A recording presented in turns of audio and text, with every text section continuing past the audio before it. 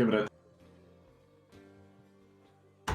Good evening, free enterprise viewers, and welcome to tonight's Community Club Showcase, featuring our league for newer and less experienced runners, the Pink Puff League.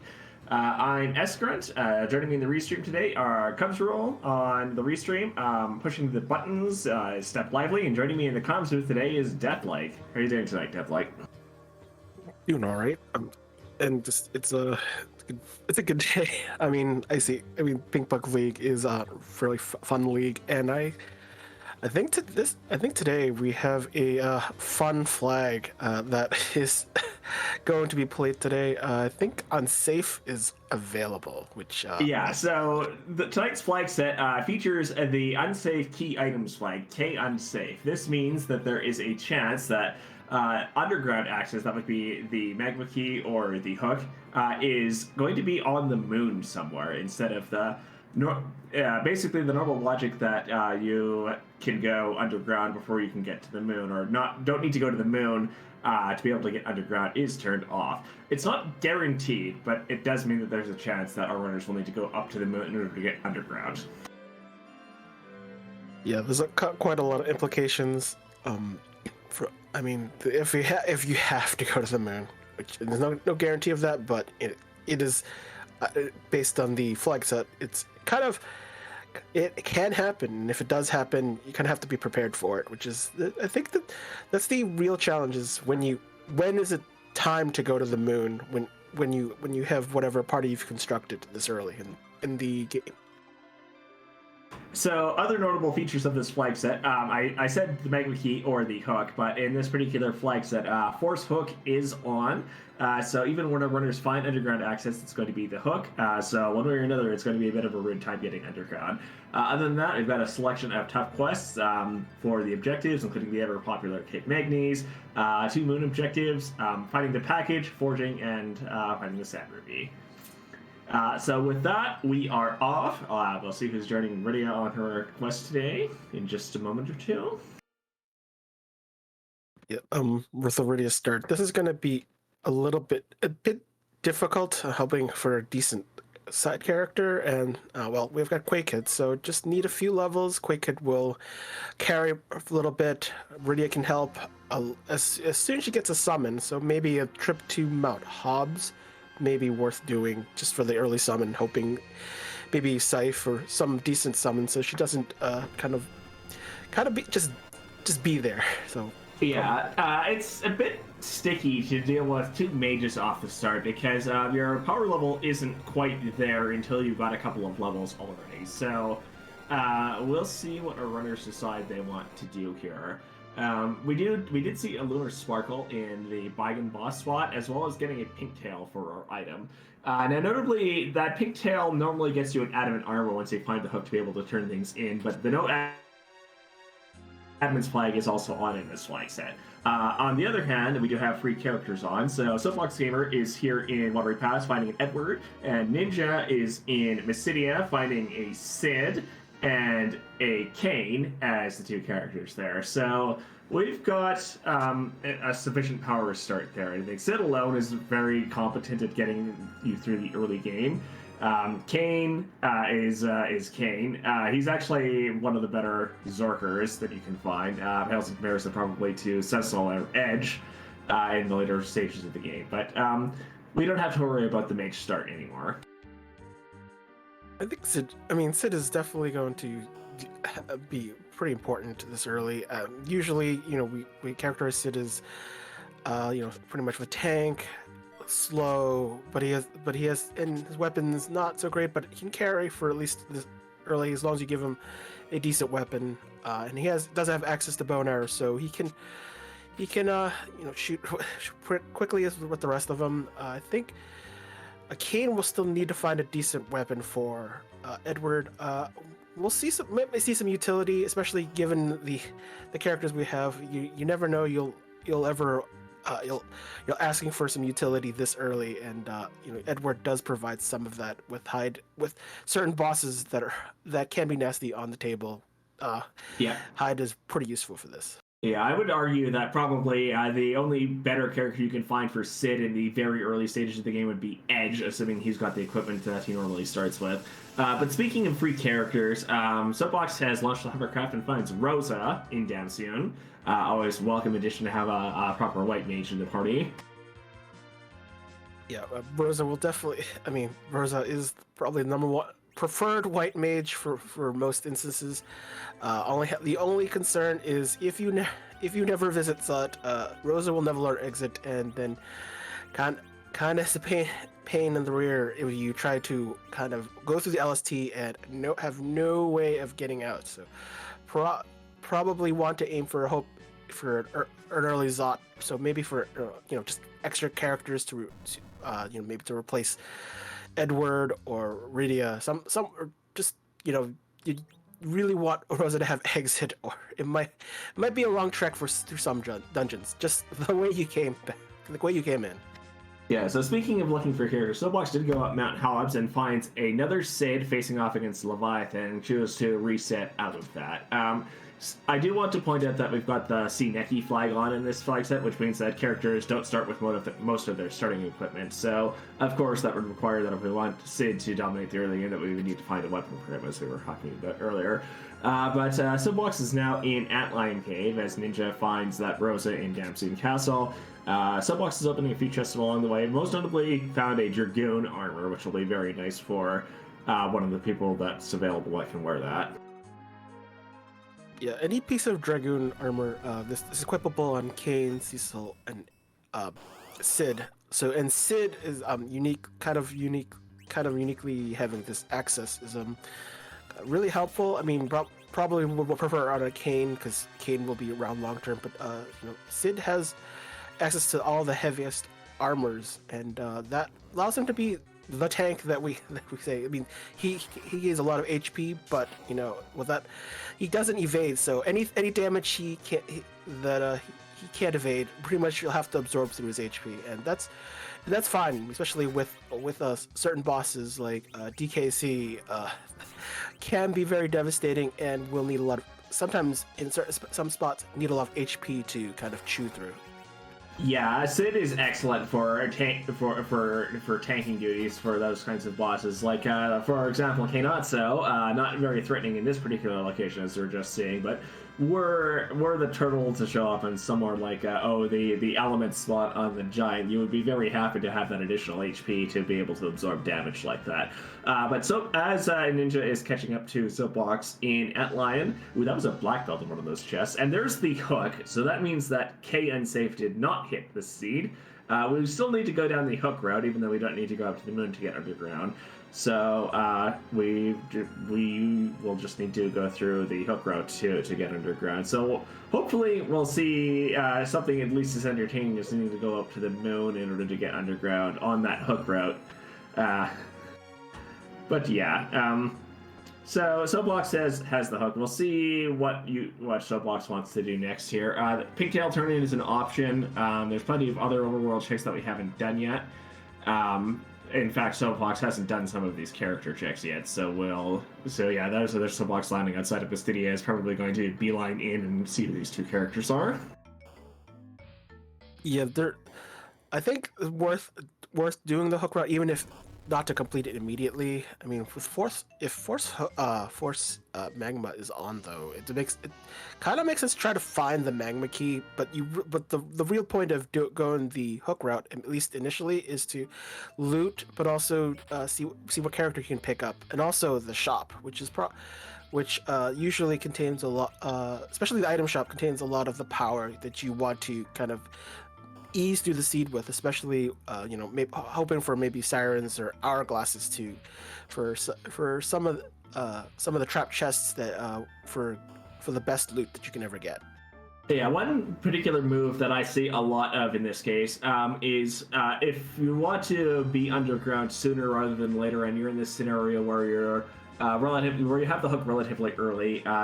It's a process of you go check the shop in Evelyn and see if there's hourglasses or sirens or something along those lines that you probably want to pick up. If you find something that helps you clear the trap chests in Evelyn Castle, you go and do that as a means of getting your party levels up to the point where you can start taking those fights.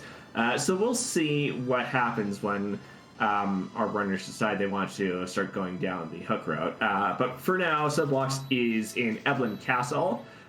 This, especially if you've got underground access, is a bit of an interesting move because there are a fair number of runners who, if they know that they're going to be able to get underground, will intentionally fade the Fabul check because they don't want to be here more than once or twice in the future. So there's often value here in the early game, but a lot of runners, often including myself, will prefer to hold off on this check as long as possible to make sure you don't need to walk up and down the stairs in the hallways more times than necessary.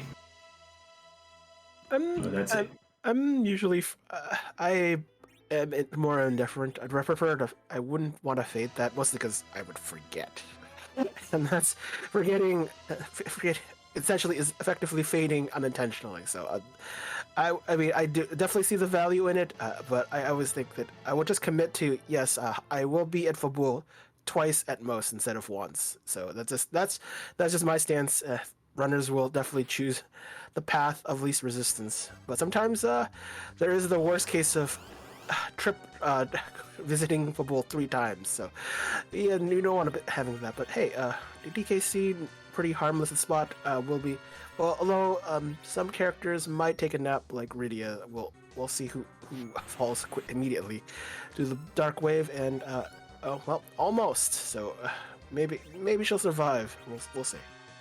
Yeah, it looks like DKC is slow enough here that well, I say that as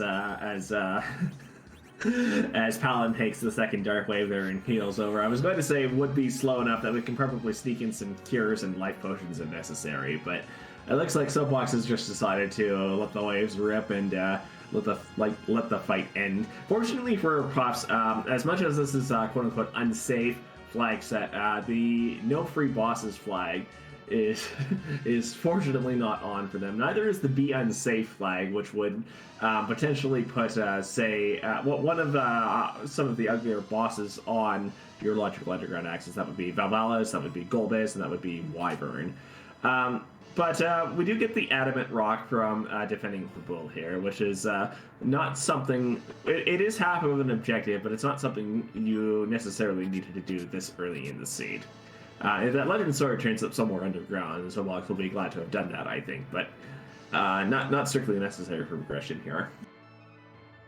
That early pickup of the Scythe Orb, Summon Orb, so that means Friday will have some decent power. Scythe, oftentimes referred to as the alert sound. It's a reasonably strong spell. It's kind of like it's about the same level as Virus with the additional added value of healing, split between each character in the party. The only caveat is it's probably the one of the longer summons. So it kind of takes a while. So it's slow and it's kind of slow in terms of animation, and if that's the worst it has, I mean, there's still quite a bit of utility, especially against bosses like CPU, who kind of make your life miserable, but Scythe makes it a lot more amenable. Yeah, I do additionally want to point out that we have the glitch on where that particular summon does not cost any MP, assuming that Rydia is not in the center slot and has the MP to otherwise cast that. But we do see Soapbox now working their way down the hook route.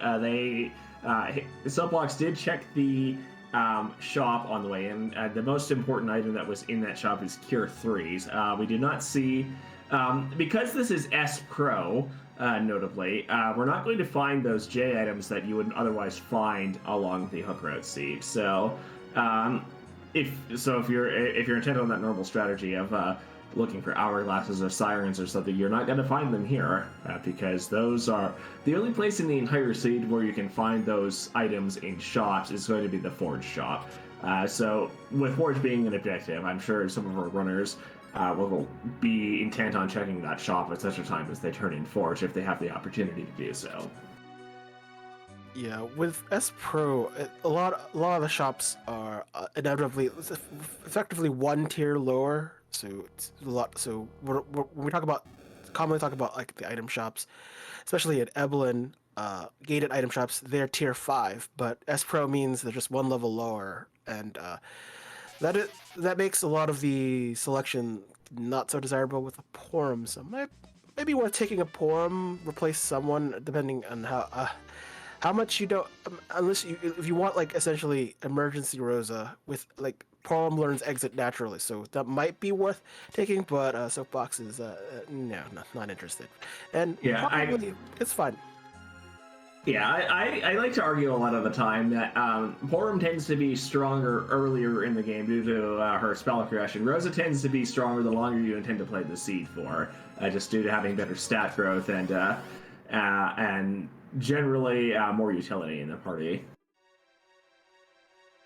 But Soapbox did find the Sailman chest after having saved after picking up that Porum facing off against Bahamut earlier. Finds a defense sword in one of the other chests. That'll go very nicely with that cane.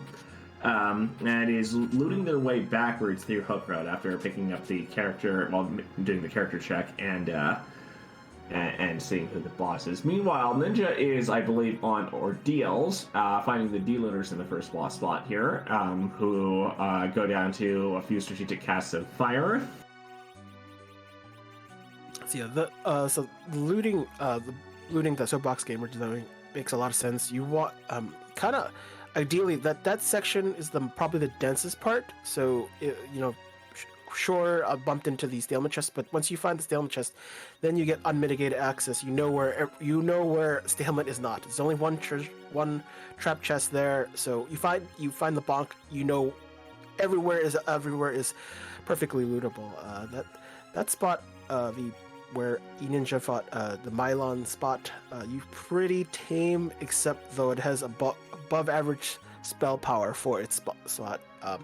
And they'll be following up more of that, though the Baron guards, well, I mean, I guess they can be threatening if you're punching them, and more likely not, you'll see Cane jump to avoid any sort of infliction, or we'll see what E-Ninja does.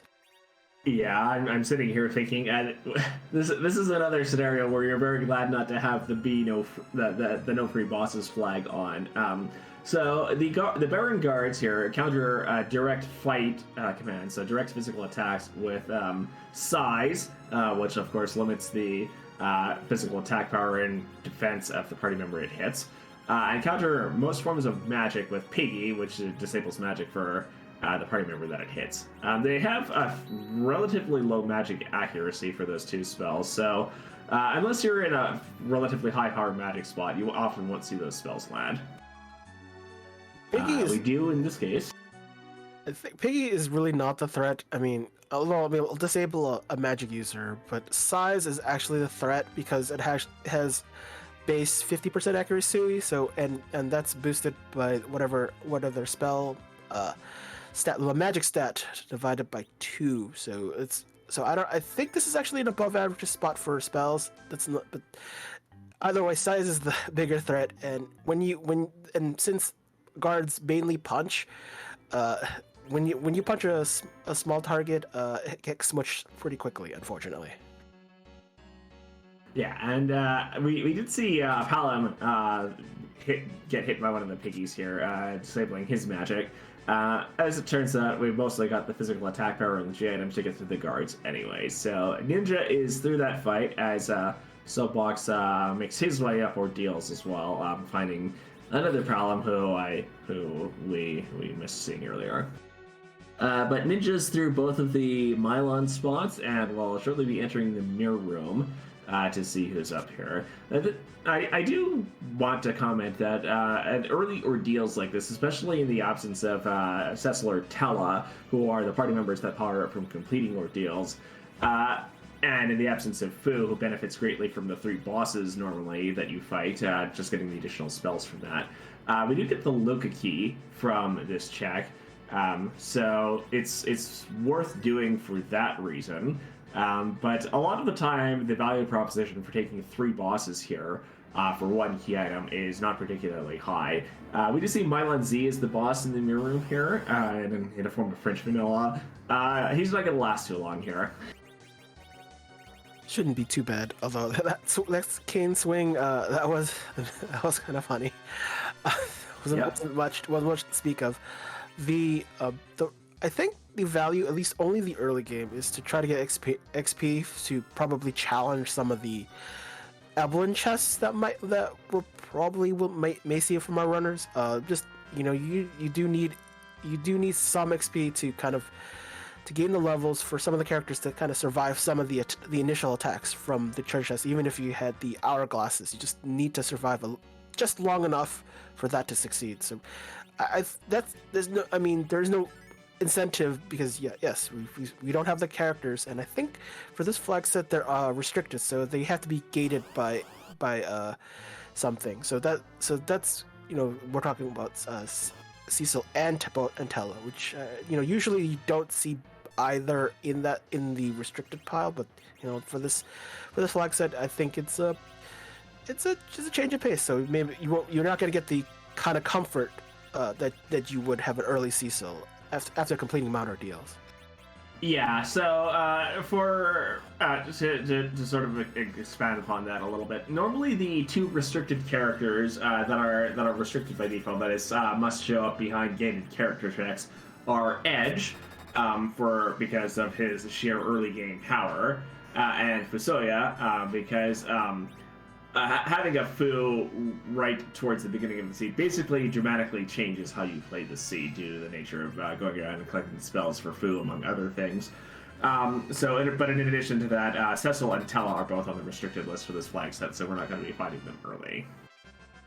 Now, I can kind of understand this move from the perspective of, you're not going to be finding sirens in gated shops.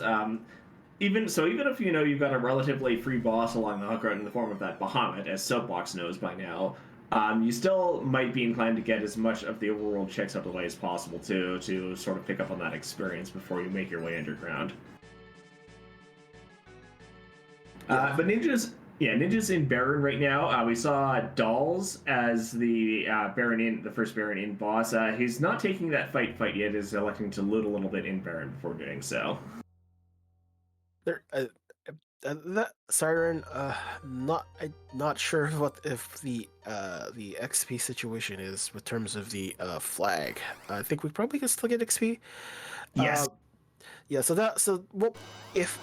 we're in dire need of XP, top of Ordeals with the you'll get the 2 Liliths, and they will provide a reasonable amount of XP. At this early stage of the game, probably not the best use, but if there's sometimes you need the XP and you need that bump. That is, I think our runners are probably going to try to get Quake it at least to Virus, and ideally to Quake, to kind of to make the most out of it.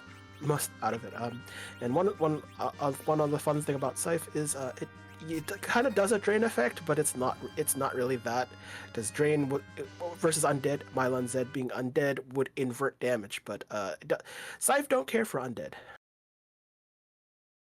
Yeah, so under the circumstances, as much as you can use that siren on to get the Lilith flight on our deals, knowing that the Bahamut is the second boss in along the hook route, I would only be inclined to do that, I think, if we happen to run into something particularly nasty in the first boss spot on the hook route, which is a spot with extremely high physical attack power, even though it only has some 6,000 hit points.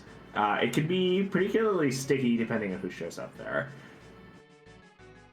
Yeah, that spot has been known to be the bane of all hook routes. The spots are the power of a spot is generally dictated by what is usually there, the stat, and since King Queen Evelyn spot doesn't punch, it is unfortunately unbalanced, and Ninja has found the wonderful alt gauntlet. So we will see Senator Crocodile make his debut again.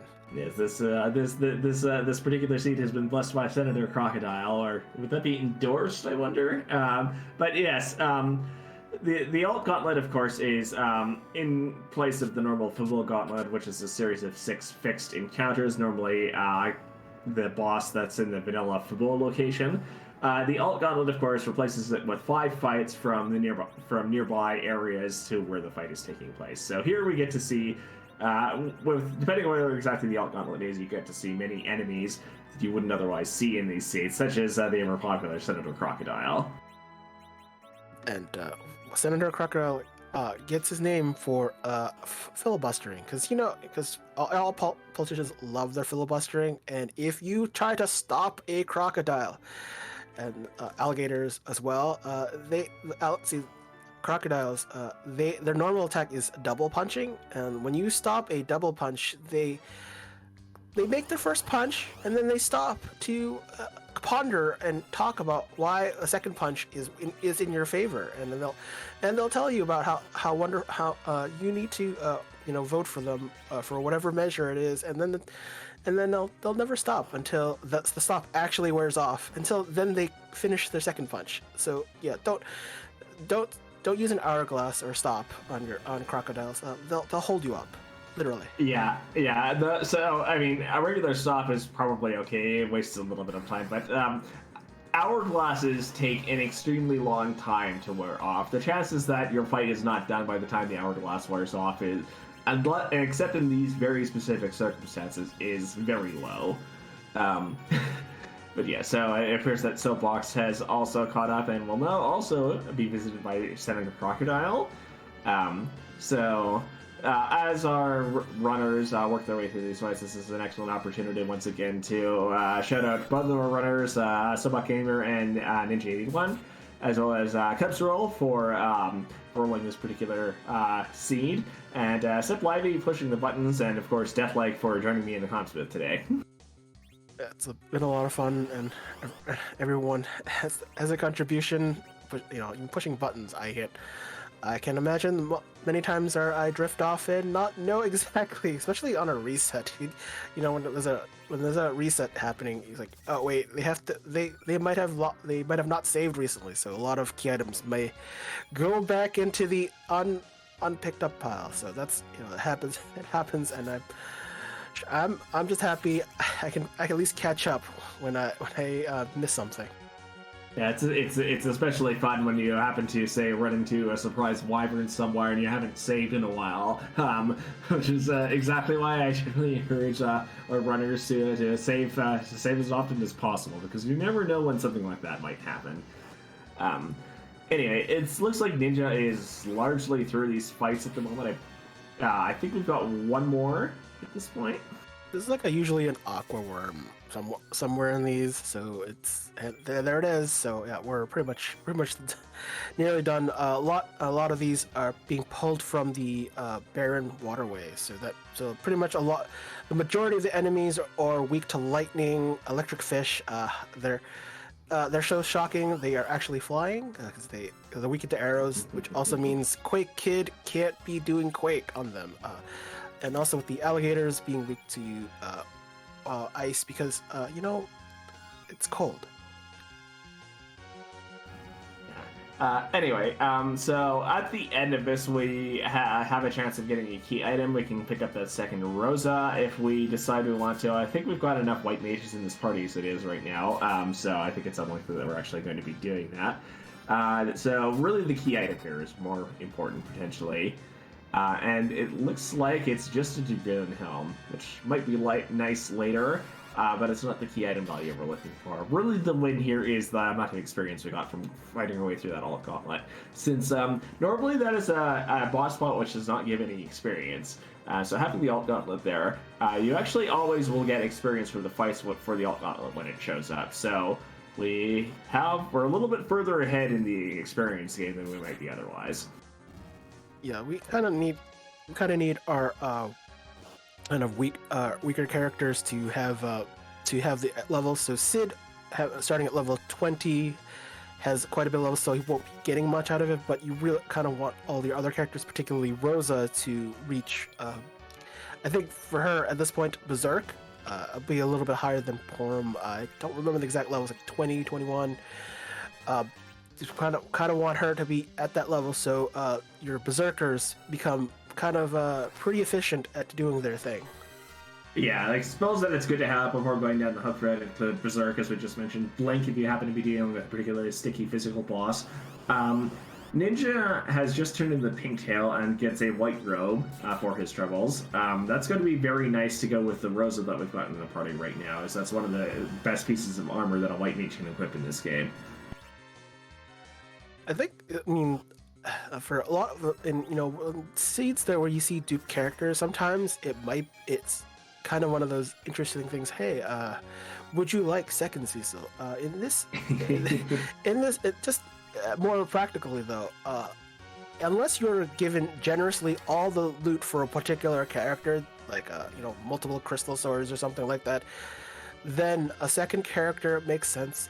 Typically though, especially like say the Porum, you already yeeted the Porum, so eating a second Rosa is logical. You're thinking one white mage is more than enough, and in most seeds that is. Sometimes there will be seeds where having two white mages is often a boon for bosses that just keep punching and punching, and you may need healing. So this is not.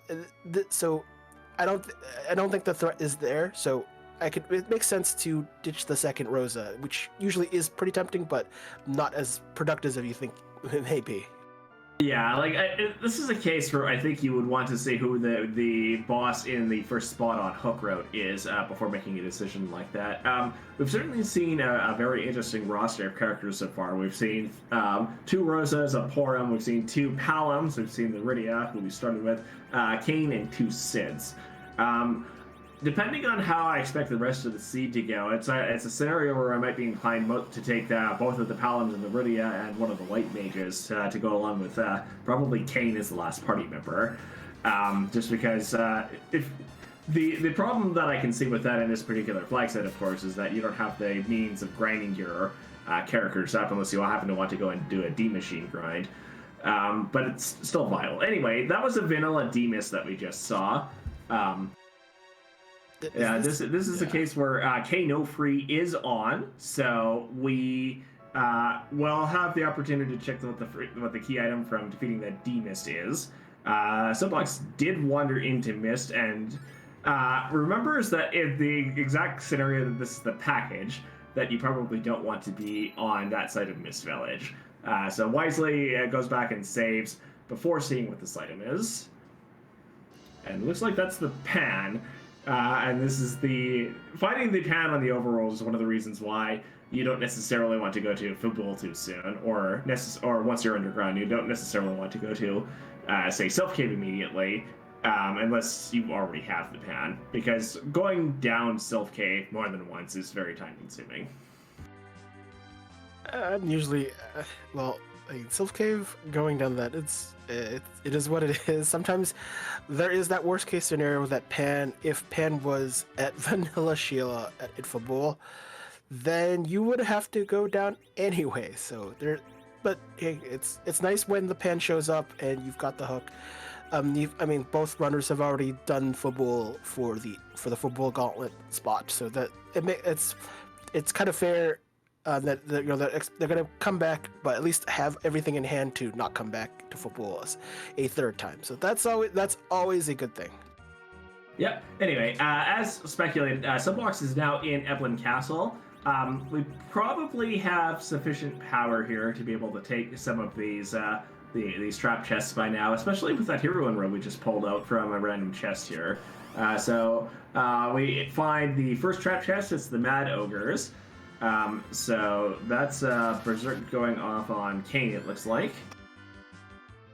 I thought I forget who had the bow and mute arrow combo on Sid, because that would pretty much terrorize these Mad Ogres pretty quickly.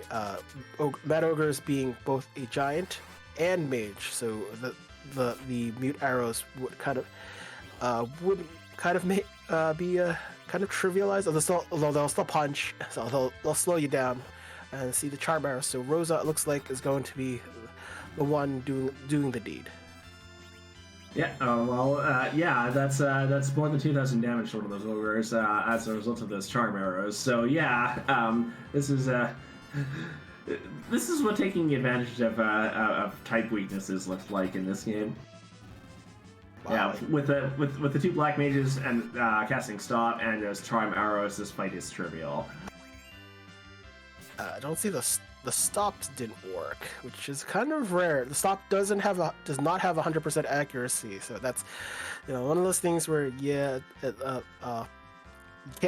some spells you kind of take for granted. Sometimes you'll see tell a life if he was in the seed where casting a spell like Berserk or Blink actually misses outright because those spells again not 100%. So you kind of need sometimes you need a little bit of help for them to ensure that their spells connect. Yeah. So we did get an Excal for that, an Excalibur for that particular check in Evelyn. We don't have a Cecil yet, but it's going to be very nice for if and when Cecil turns up. Meanwhile, Ninja is making his way down the hook road and has found the other Manover's chest, the one in Upper Tower. We can see the mute arrows there doing almost 3,000 damage for Sid. So with a Berserk on Sid, this fight is going to be over very quickly as well. Yeah.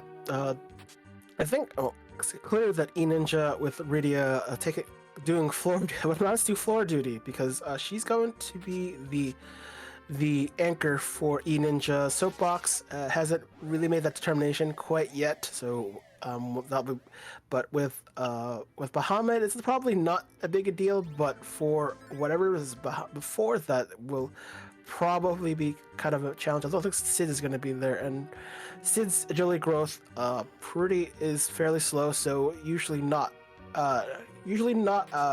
something to worry about unless he is way over leveled, which he starts to become not so slow. Yeah, given enough levels on Sid, you probably don't need to be worrying particularly about your anchoring situation anyway, because he'll just be able to tank most things that you throw at him. But Ninja does get through that fight and gets a life staff for his troubles. That'll be when we no longer want Rosa to be shooting things. That'll be very nice for her to have as well. Soapbox has found the second trap chest, the Lamia Black Cat's chest. The viruses that Hallam is throwing out now are dealing enough damage just to one-shot the Black Cats. Maybe possibly able to do it with the Lamia as well. But we do see some hits going out that are not enough to kill, and so we see Kane getting charmed here.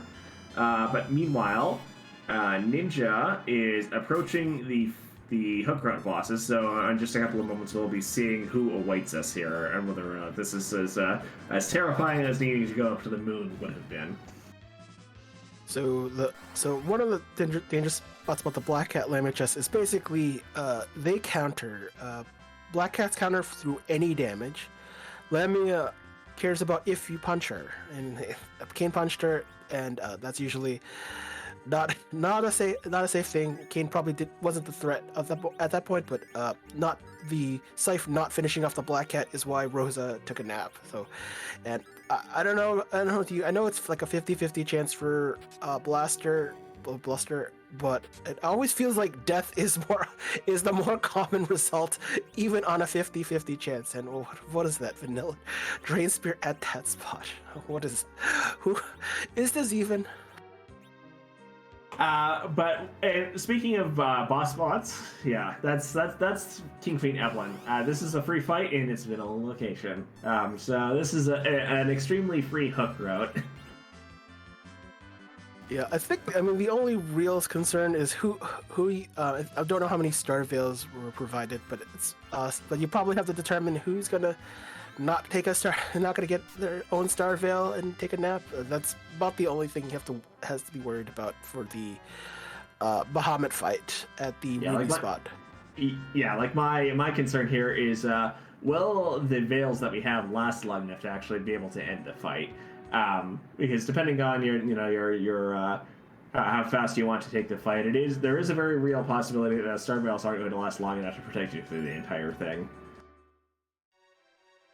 I mean, there are ways to influence it by E-Ninja will have a slow enough anchor. Rydia did get some levels, but should not probably influence the duration of slow that significantly enough where it will at least last 2 2 countdowns. Bahamut likes to count down because Bahamut's the reverse count, and that's what he's known for. Yeah, and in this case, this boss bot has 25,200 health.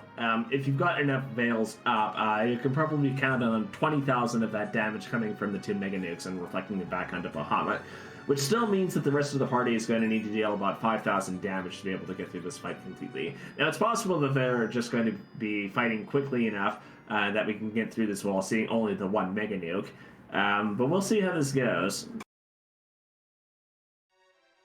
Looks like E-Ninja is gonna get the free heal because that's the kind of the Rubicon thing. Kind of being honorable likes to give you the heal, so that means Rita's up, but she's definitely not gonna get a Star Veil. She's gonna go back to taking it up, but E-Ninja's probably gonna try to find something to do for her, or found a kamikaze. Could be using that or not. It's still thinking. Yeah, so to answer the question you had, our tracker is doing a wonderful job of answering the question, but just to actually get it out in voice, the Peak Buff League is our league for newer and less experienced runners, intended to help people get up to speed on various combinations of flags, and eventually get people ready for tournament play if that's the direction they happen to want to go. And it is a wonderful club to be a part of. I'm not sure if you remembered just what happened. Like the block happened. That was supposed to be Star Veil. So what? I guess time ran up pretty quickly. It just right. So that's probably will remember to use Star Veils because that there's kind of that is the vanilla strat too. Just you although in Final Fantasy II, the US version, you don't actually have actual direct access to Star Veils. You would actually have to use like Rosa and Fu to cast Wall, and that would have been your solution. Here you have the starting Star Veils, and those are kind of the optimal way, especially when Bahamut does what he does. So I guess we'll do it again. Seeing some very interesting options here. Ninja has elected to berserk Sid fairly early into the fight.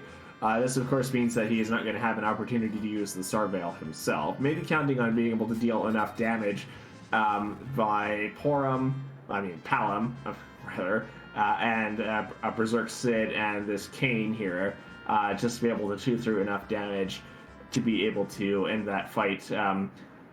At least by the second Mega Nuke, because those viruses from Palom are certainly doing a total of 1,300 damage apiece, with the additional damage from Sid and Kane here. It's probably going to be sufficient to make sure that we can complete the fight if we have the Veils up through the end of the second Mega Nuke. So usually in the spot. I think I'm always thinking of trying to buff Palom a little bit. So every bluff increases Palom's wisdom by 16, which is essentially effectively a 4 spell multiplier. So with Virus having a base spell power of I'm trying to remember, like 128. So having another 4 multiplier increases his damage by like 512. So it's half a thousand. So you bluff him twice, you've gained 1,000 extra damage for Virus. Now obviously that scales better with Quake. And I think we'll be hoping for Kane to revive them all, at least to starting the revive chain, as that is kind of a necessary thing when not using all the Star Veils provided, and maybe try to save up for a Golbez fight or something just as nasty.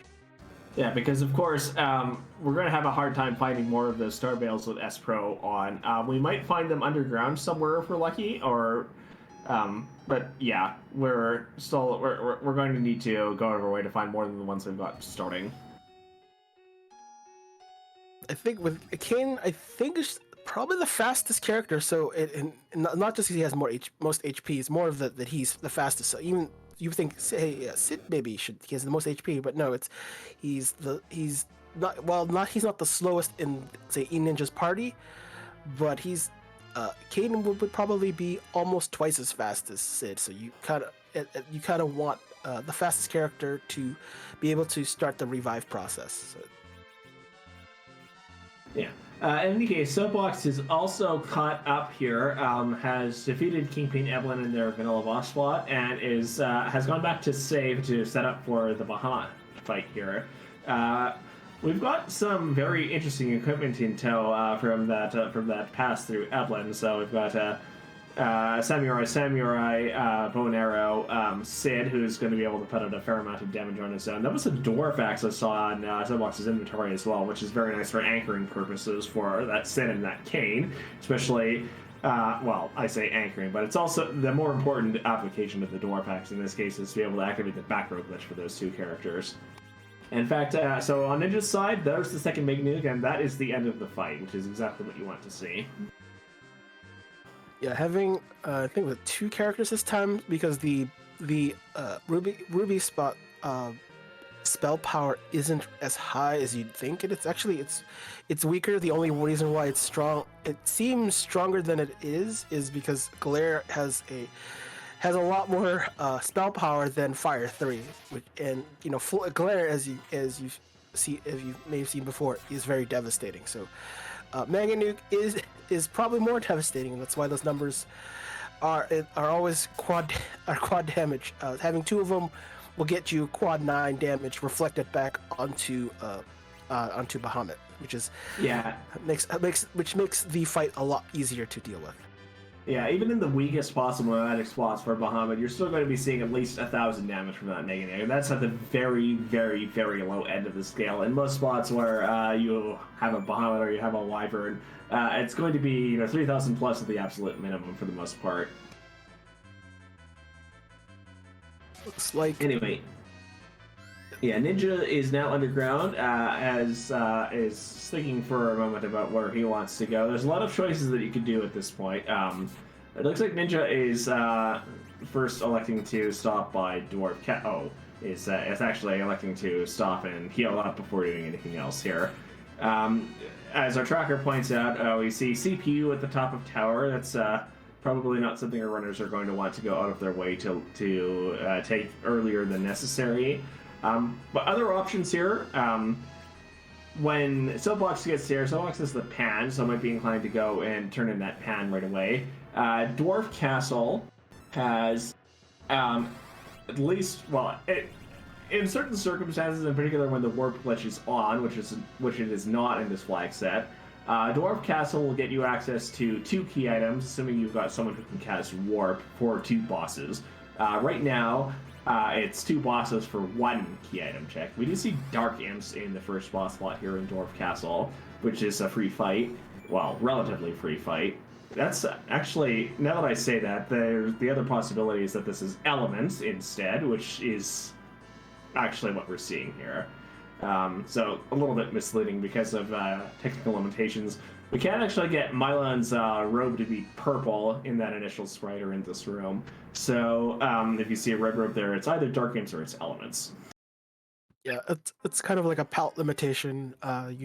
In battle, you see the characters having a not default colors that you would normally see on them, because I think Scala Kitty,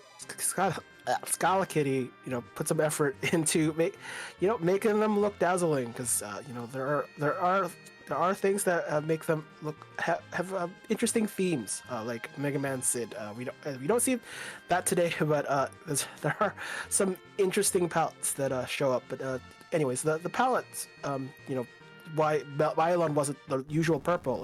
They're just limitations. They're just SNES, while complex, also has limitations. So sometimes things don't look what they seem. Sometimes you need to wait a little bit longer. Wait till they get to their spot. And it's kind of one of the unique things about the randomizer. It kind of exposes a little the little things in the background that vanilla has no problem, but you're trying to do randomize things in a randomizer, and that's what you can get some of the time. Yeah, see, I'm sitting here now wondering to myself, is the other Sid we saw perhaps a Mega Man Sid, but I can't remember, and I don't think either one is going to be going back and seeing that. But that did remind me that the other reason that you would go to Dwarf at this point in the Underground is if you want to make the character check that you can get here from Dwarf. Meanwhile, as I was speculating earlier, Soapbox did take the pan and is in Self Cave and doing the pan walk immediately. So would have to case summon Flagon. This could be a key item, but it's not. It's just an Artemis bow, which will go very nicely for the archers we've got in the party. So that also unlocks the check for returning the pan to Sheila, otherwise known as the Sheila 2 check. But just visiting Self Cave itself will also unlock the other key item that Sheila will give you, the Sheila 1 check. So whenever Soapbox returns to Fabul, there will be 2 more key items waiting for you there. Soapbox is now in Tomra, checking the item spot, as Ninja runs into a suspiciously vanilla Golbez in Dwarf Castle in the second boss spot. Did you want to roll mostly vanilla? Was that the plan? Is that? But at least Golbez at this spot not a threat. At this spot, Golbez has no spell power. The default is still 1, but there's no meaningful spell power for damaging spells. So yeah, they'll be hit by lightning 3, but it will hit from essentially base value damage, and it's not that high. I mean, because I mean, of course, the vanilla version of this fight is a very scripted encounter. You're not going to have Star Veils in the US version of the game. You're not going to have Wall on Rosa at that point in time, and Rosa's going to be down at that point in the fight anyway. Like you're expected to be able to win this fight from a starting position of having a Cecil and a Rydia, and that's it. Yeah, that's more than enough. All you need is swing a sword and maybe have a decent summon, maybe some Blarg. Yeah. No, vanilla you won't get the Blarg, but you'll probably have Virus to play with, and it's not like Golbez doesn't have a lot of HP to play with, so it's a pretty tame spot. It's the spot before Golbez that is always the tricky one to kind of, especially because the dolls have kind of above average stats like spell power, punch power. I mean, that's the scarier spot to when you're looking at the Dwarf Castle fights. Yeah. So Soapbox has taken the time to go down into the Fey March and check the free item there, which was just a lunar staff. It's not the key item we're looking for, and shortly exited out afterwards. I believe we did not see who the bosses in the Fey March were, which is of importance because we've got the K7 flag on. Those bosses in the Fey March could themselves have important key items. I think it's always worth peeking if you're not gonna fight them, especially at this point. You've kind of done the hook route, probably usually not ready to take on the Fey March spots, both King or Queen of Fey March. Those spots are which is Azura and Leviathan respectively. So you kind of want to at least peek them, so you kind of gauge. Do I kind of take them on them now, or do I want to take them on them later? Just sometimes you just want that information, and even if you don't come back, even if you fade it, at least you know that they're not going to be anywhere else. Yeah, it's useful to know to gauge for how much more do I need to prepare before I take those fights.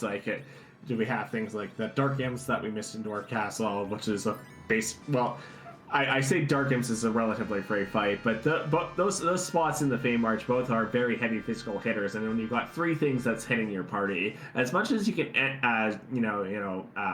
status them, or if you happen to have coffins from somewhere, the fatal spell, or an assassin dagger or Medius arrows or something like that, you can take care of them relatively quickly, but they can also take care of you relatively quickly if you're not careful about it. But other things like the Kaipo soldiers fight, if you see something like that down there, you might be inclined to take it in more or less immediately. On the other hand, if you see Baigen or Evil Wall or something like that out of those spots, you probably don't want to have to do those fights at all if you could possibly avoid it. Yeah, it's one of the things in the randomizer you kind of if you've played the game before, then you have kind of an idea of kind of the strengths and weaknesses of certain bosses. So and and their behavior. So sometimes when you've played at least enough seeds to know that they're what bosses you want to see in certain spots, or what bosses you don't want to see in that spot. They will kind of determine whether you fade or even want to take on a certain spot, and those are kind of knowledge points that you want to have when it comes to the randomizer. Sometimes, we often say that the moon can be hard, but if with the right bosses, the moon can be pretty easy. So you kind of best to kind of keep track of what bosses have been at least available or on the table. Anyway, it's been a bit since Ninja has gotten to that vanilla Golbez fight and got the Earth Crystal for his troubles. So that is a very nice pickup. It's almost an hour into the seed, but the Earth Crystal will still let us into the Troya Treasury, as well as open up 2 character checks and a key item check at the price of 2 boss fights for that. It's for those reasons that we often refer to it as the Party Rock, because you get so much out of it. So much value. Ninja did also take the opportunity to go into Sylph Cave without the pan available. So we're still going to get 1 key item check from his return to Fabul here. As we can see him talking to Sheila now, it's just a glass hat. So hopefully the Earth Crystal will have value here if Ninja is intent on staying in the overworld. I do think we'll see a treasury check. We haven't seen some characters yet that might be able to benefit from some of the equipment we can find in the treasure. Like if you pull a crystal sword, that's wonderful. If you get equipment for the hypothetical edge that hasn't appeared yet, that would be useful. But there's a lot of potential value that could be had here.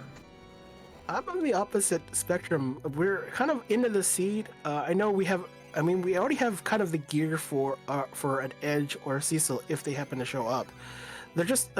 Kane already has his ultimate weapon, so I don't think there's too many in the way of buffing either runner's parties and from the treasury. I mean, there's definitely a chance. But I kind of in favor of skipping the treasury in just at this point. We kind of have enough power that there's not too much to kind of boost their power. But I think the worth doing is for Zot primarily. Let's just try to get Rosa with exit. No other character has that spell available in either of our runners' parties, so it would probably behoove them both to just do Zot immediately, even if the treasury, which is going to be raided just now, although the inventory boss is going to be showing up, so probably might be worth dumping a few things, and I guess we'll do that once it shows up. Alright, well, we've got a white shirt and a ninja shirt to lead things off here, a Dragoon Lance for Kane. Probably the real prize here would be something like an Avenger for Kane, I think, with the party composition that we've got right now. There's a Power Shirt. That's also another very nice pickup for the Kane that we've got in the party already. If we happen to find one of the other Power Zerkers later, that'll go great for them as well. I think Ninja likes fighting inventory boss. I mean, these are selective battles, mind you, but there's a but doesn't want to dump trash in bulk, which is that's an option. But but fighting the inventory boss, that's something you don't rarely see. Yeah, but apart from that Power Shirt and that second white shirt if we wanted, and maybe that ninja shirt if Ed shows up later in the seed, not a lot of value in there. I would give that a shirt out of 10. I would like to shirt some responsibilities. Yeah. Anyway, it looks like Ninja is now preparing to head up Zot here. Both of the character checks in Zod are considered to be gated character checks. So, apart from that, the appearance in Dorp Castle that we saw earlier, I don't even remember who the character was. Just that neither of our runners actually took that character, which means it's probably not one of our restricted characters. we're going to see our this would be the second chance, I suppose, of seeing. Well, actually, this would be the third chance because of the hook rat character that we saw earlier, of getting that Cecil, that Edge, that Tala, that Fusoya. And our tracker points out that it was another Sid indoor, which probably explains why I didn't remember who it was. I mean, do you want second Sid? No. No, there's so the third opportunity I think is for a character. I'm not sure if we're gonna get anything. I mean, we obviously want a Cecil because I think we've at least seen Excal. We have seen some decent Hounds of Steel on the table so far, and I think E-Ninja's actually hunting for the trap chest, and just for the opportunity of getting something good. There isn't too many on the table outside of a crystal sword. I don't think a crystal sword has been found yet, but Excal, at least for Cecil, has been on the table.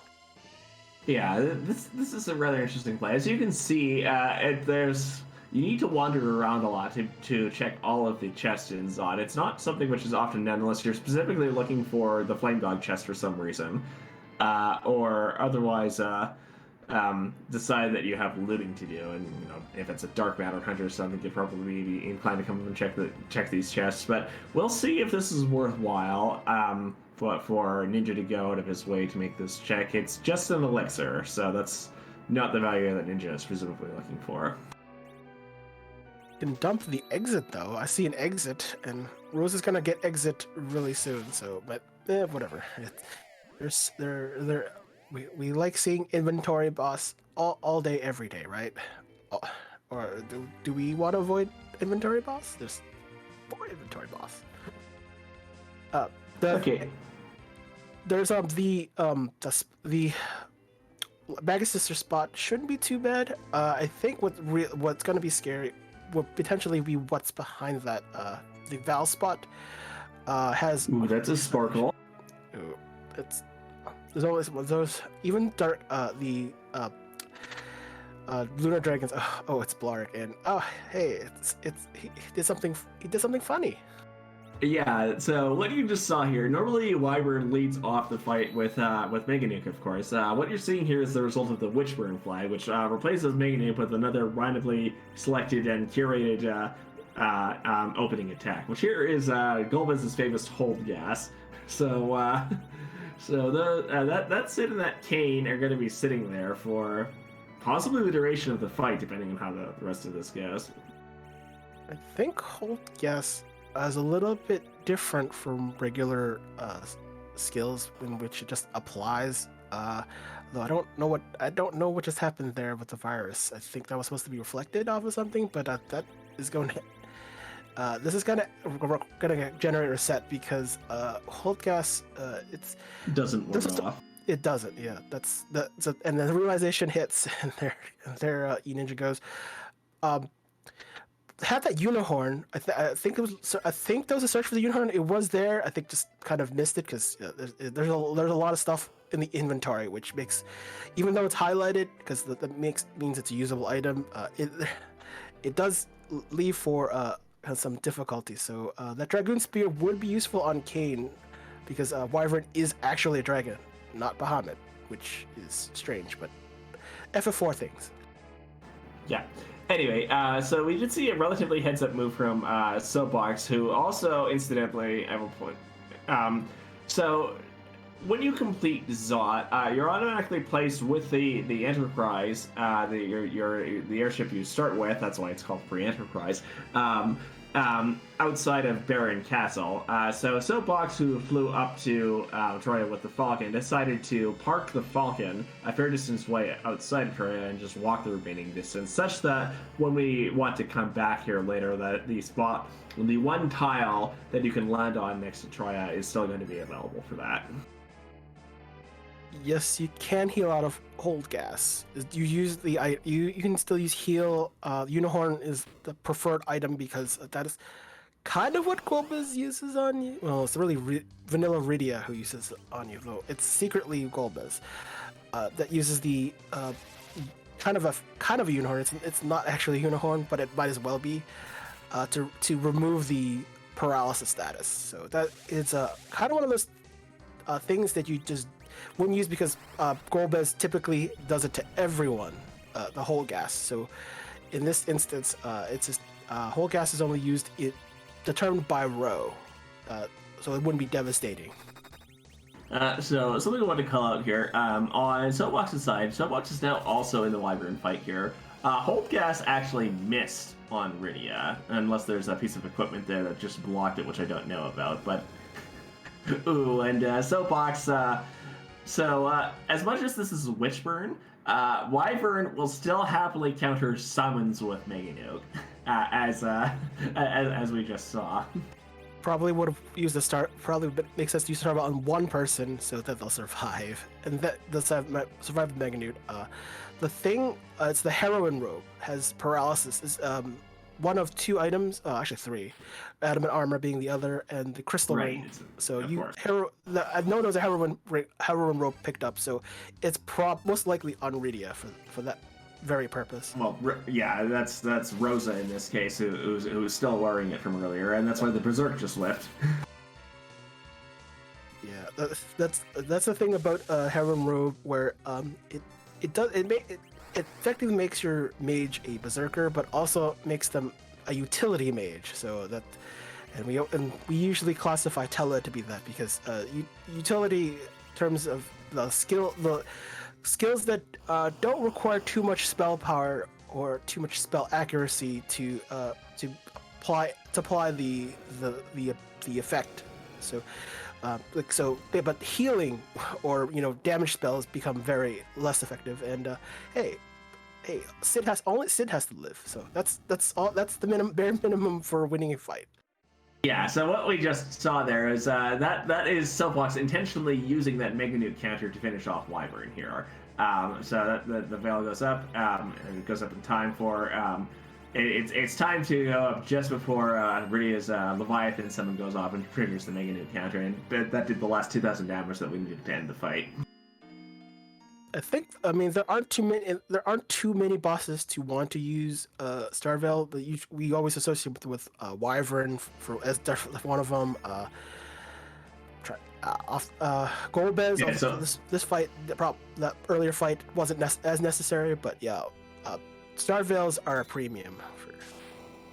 So there's a Tella as our first character in Zot here. Tella is an excellent utility character, but I would have to wonder if either of our runners are going to be intent on taking him at this point in the seed. I would certainly consider it at least. But yeah, other uses of Starveils. Well, there's Wyvern and Golbez, of course. Bahamut, of course, for exactly the same reasons as Wyvern. Other niche strategies that involve Starveils would be where you bounce a Starveil off of another Starveil to put a wall on Ashura to take the fight in some circumstances. You can also use Starveils for frog strats on D-Lunars, even though we've already fought D-Lunars this seed. I think D-Lunars was the other one. I think if there was a reason to pick up Tella, it's to replace maybe Sid. And the reason is the Sid is still gaining speed. And the way to reset that is just have Tella. I mean, if you think Sid has outlived his usefulness, and it could be argued that would be the case, I think there was definitely an Artemis available to boost Sid's agility. But that could be an option on the table, just to reset the agility anchor situation. Like you just forgo any additional offense. Just let Tella do his thing. Yeah. So here's Octomammoth as the second boss in Zod. Not particularly threatening here, especially not when we've got our Rydia casting Leviathan here. This fight, when we've got Quake Kid as well, doing Quake Kid things. This fight is not going to last very long.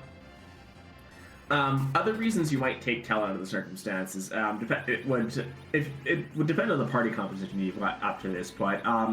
I mentioned the D-Machine grind earlier in the context of taking a party of mostly mages, so you could compose something here like Palom, Rosa, Tella, and maybe Kane up until we find that Valvalis. We know where CPU is now at top of tower, so it's something you could do at such a point in time as you want to do that. It's kind of late in the seed to be considering that at this point in time, but it's still something that you might consider.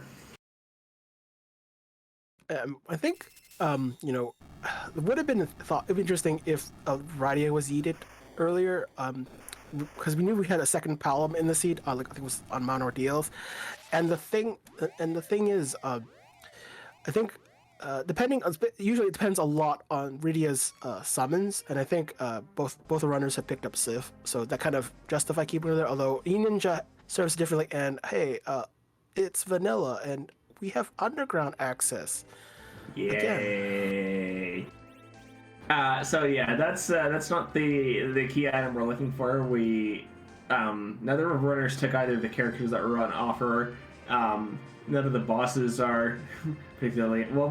I mean, really, the main value of this entire Zot chain is knowing that Wyvern is not somewhere else, and that's well, there's the power shirt and the other shirts and hats from the treasury as well, but only that's a lot of time invested for not a lot of value. I'm sorry to say.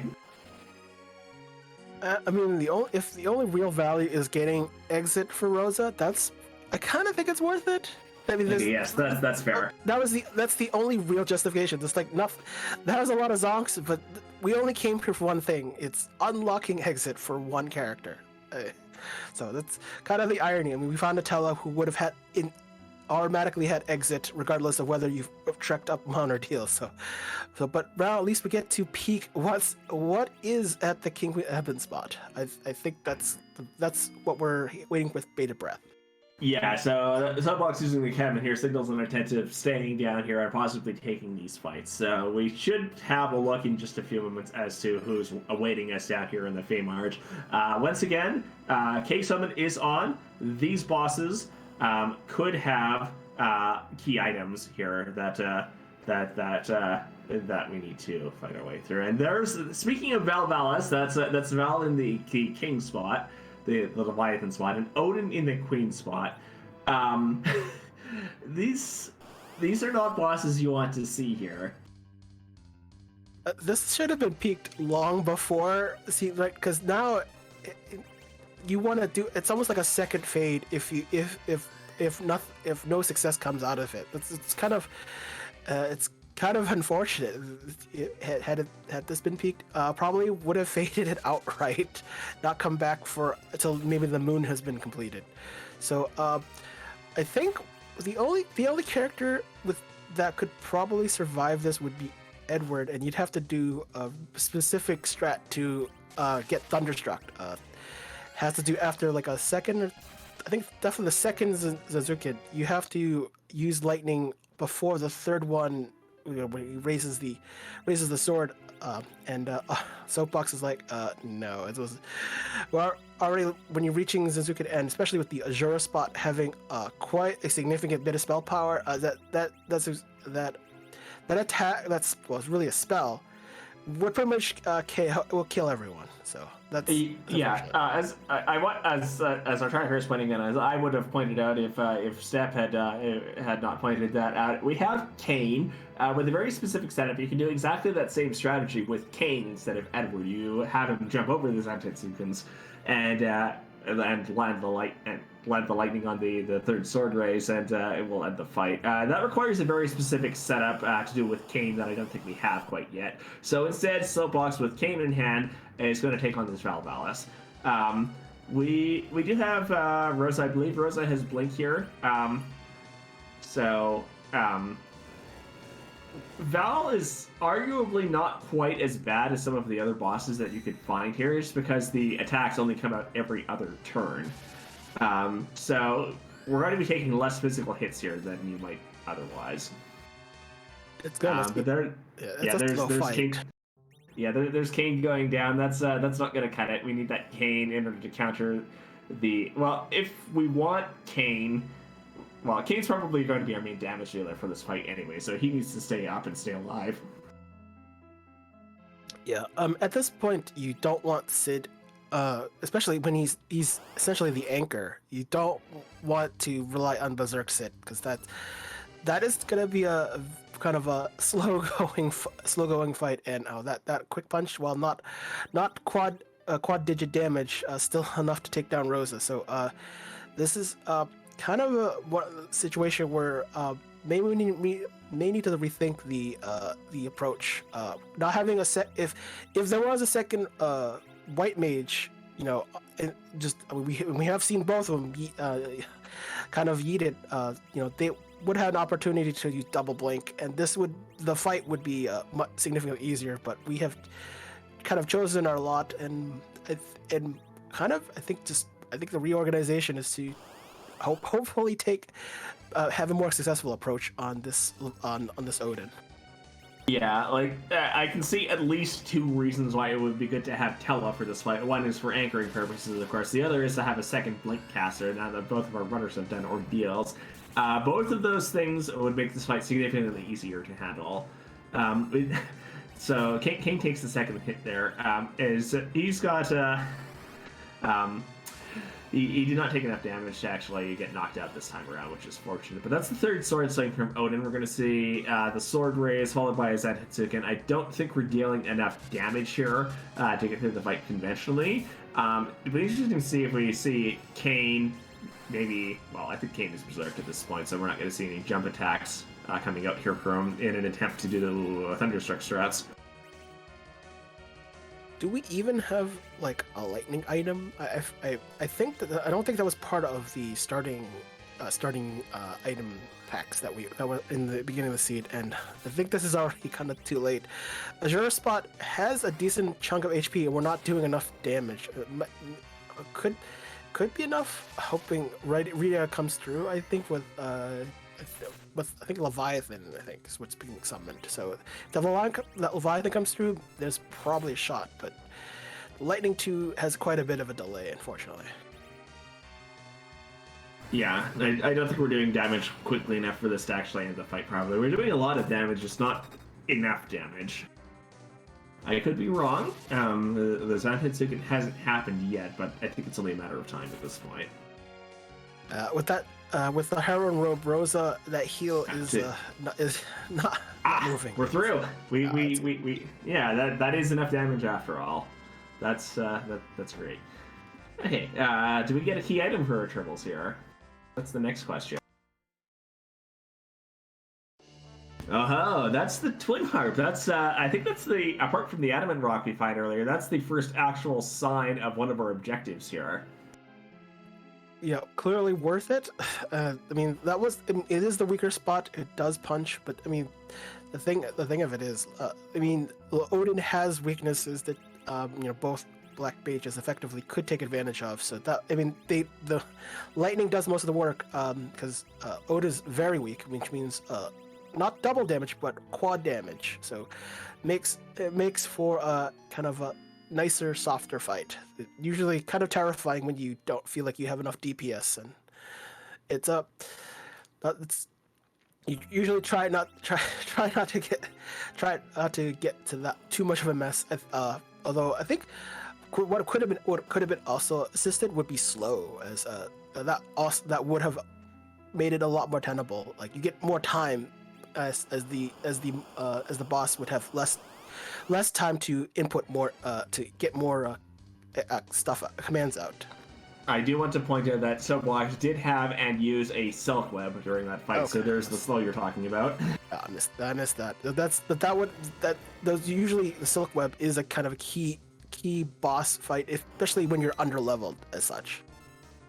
Yeah, it's having that maximum slowness is also a key component of Odin Thunderstruck strats, just to be able to get exactly the right agility setup to be able to time that lightning item use correctly.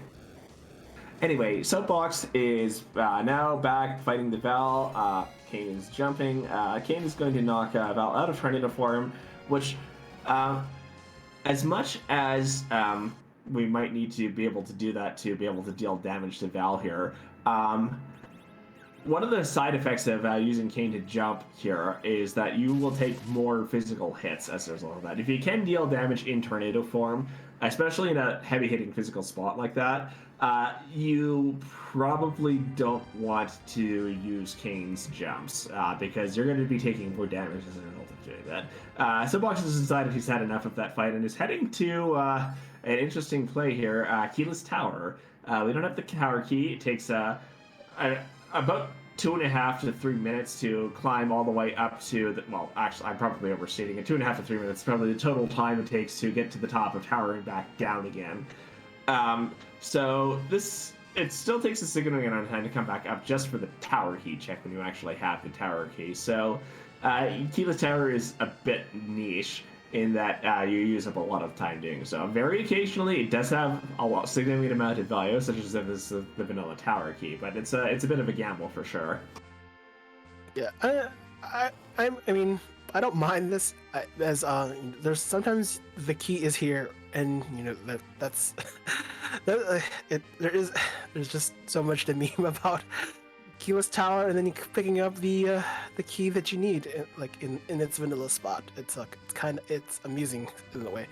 As for just quickly going back to the Val fight, the usual reason why you use Kane to jump is try to get in your spellcasters. So in this case, Palom and Rydia to be able to land spells on Val, as basically they serve no they don't serve a purpose at that point. The spells just disappear into the ether because Val's spin mode in most spots just kind of make their spells disappear. So you can't even use slow for that matter. So that's kind of the card composition didn't favor it. So it was more of like a rock in a hard place. It was just difficult to get at Val with the levels and spells available at that moment. Yeah, like if we really need to come back to that fight, hopefully by then we'll have found, that Cecil or that Edge or just to be able to come back and zerk our way through that fight, because there are a couple of spots where you actually can cast spells on Val in Tornado form. That is most definitely not one of them.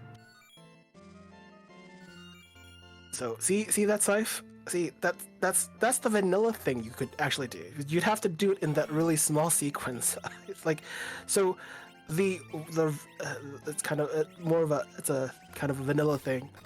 When you do the scythe check, you use the pan on Yang. One of the things you immediately get Scythe, and that's the ideal summon for just this boss alone. And that's when you also get the spoon. There's no way in vanilla to obtain the spoon otherwise. You would just miss the spoon if you didn't do that when you have access to the big whale but not have picked up Fu. So that's vanilla trivia. No one, and both Scythe and Spoon are perfect for this boss because no one likes the CPU. I would like to throw everything, including the kitchen sink, on the CPU. Well, that still requires that you've got Edge, which we don't have right now. So that would pose a bit of a problem in being able to get through this. Fortunately, this is a relatively it's on the higher HP side of things. It's going to take a while, but it's not overly threatening like some other bosses might be in this spot. Yeah, it's I would kind of almost like associate with like D-Mist, although D-Mist can be punchy, can be scary, but most of the time you're just spending a lot of time doing nothing, trying to hope for that enough damage for that boss to disappear. It just there's just, you can't really speed it up. You can only, well, you could speed it up, but they're not enough. We don't have rocks accessible by level or a Blark to kind of speed it up, but also kind of take the risk of having Globe 199 kind of shower over our characters, as that even at this spot will still do quad damage if it's not avoided. Yeah, we do have Quake here.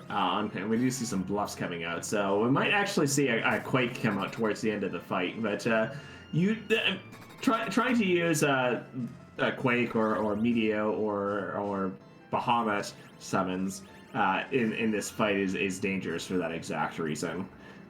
So we can at least say it's not like CPU and elements or something.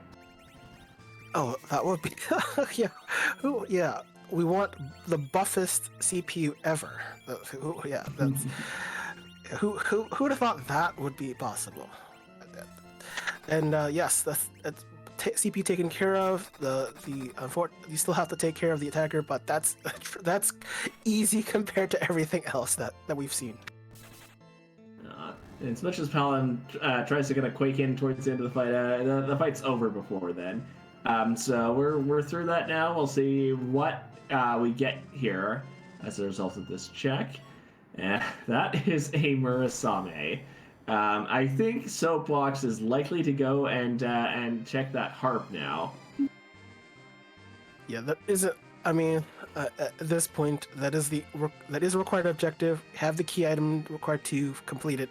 Not having it, you can still go to Cave Magnus, but you can't complete it because one fun thing about Dark Elf is that if you don't have the key item, Dark Elf will remind you why you need the key item.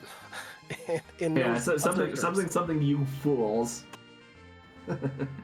Yeah, it's the first time you see it, it's hilarious. But it's when you forget it, it's like oh, and it's that moment. Yeah, there are some niche reasons why you would want to go into Cave Magnus without having the twin heart that you need in order to complete the check. Mostly involving things like stealing Bacchus wines, which requires an edge, or looting, which generally requires flag settings that we don't have turned on in this seat. So we of course have the harp, and that's an objective, so that's why we're going there. I mean, it's at least a good time to talk about it's a randomizer, and everyone loves harp.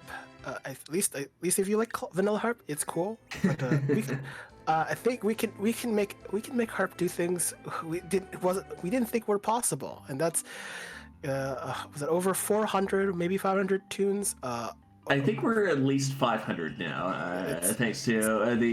largely thanks to the efforts of our current harpmeister Xenocat.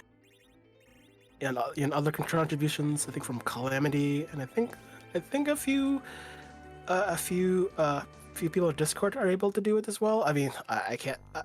I am oblivious to sheet music. I see notes. I see things. I can't make heads or tails, but wonderful people can. It's something. I can say it's it. I have appreciation for music. Everything else around it, don't ask. I don't know anything. Yeah, in principle, I know the process that goes into that. I've just never actually contributed anything myself to that end.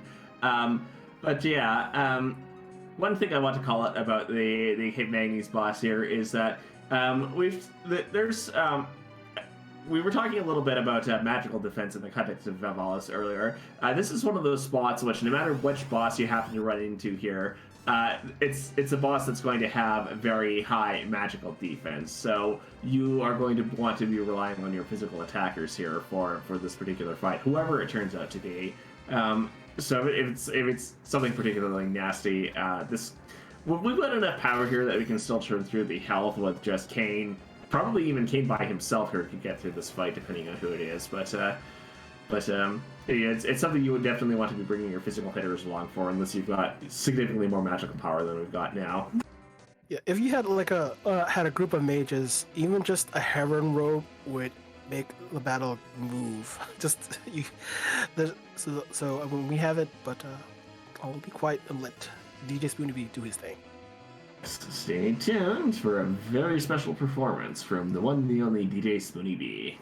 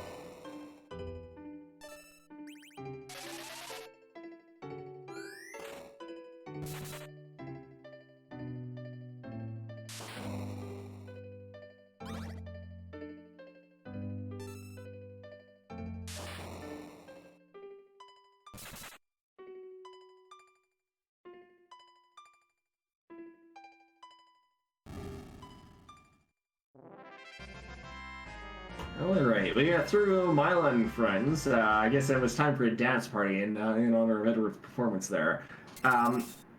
So we're gonna get the A key item from this. Well, hopefully. Well, that's a pass. That doesn't leave very much else that we can check right now. We do have the Loki key. We could get into a sealed cave if we want to, but if that doesn't have the value, we might have to deal with that Val. I think at this point, I think committing to the moon.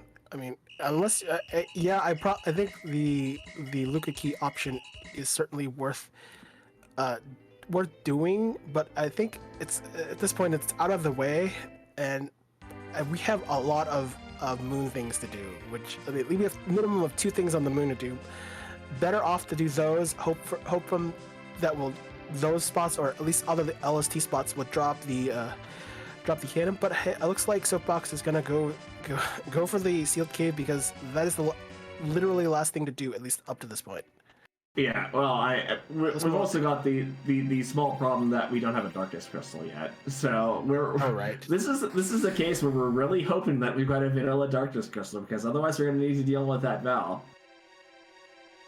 I mean, at this point, we might have to think of like turning encounters off and then doing a grind with the the trap doors. This trapdoor grind, funnest of grinds. If you have a Star Veil or Wall Spell, Rosa learns it at level 34, so should probably be worth. Just consider doing outright, especially given the situation. You're gonna have to, because you're gonna end up being at the moon anyway. So getting that grind now might be worth doing. Yeah, at the very least, I don't know if the dark grind is on Soapbox's mind here necessarily, but I do want to point out that it's as long as the sealed cave is, it's still surprisingly fast to actually just go down to the bottom of the cave and see what the key item is. So we might just be here to see, if this is exactly the darkness crystal, then we're going to stay here and take the fight. If it's not, then we need to think about what else we can do here. Yeah, the secondary thing is there's the worst case. Yeah, if it's darkness is not here, that doing a door grind might be worth before doing the Leviathan spot. I mean, that's... Oh, thank goodness! That's the vanilla darkness crystal we were hoping to see. I suppose I could also point out that might have been one of our other gating key items, like the Baron key or the Rat Tail specifically.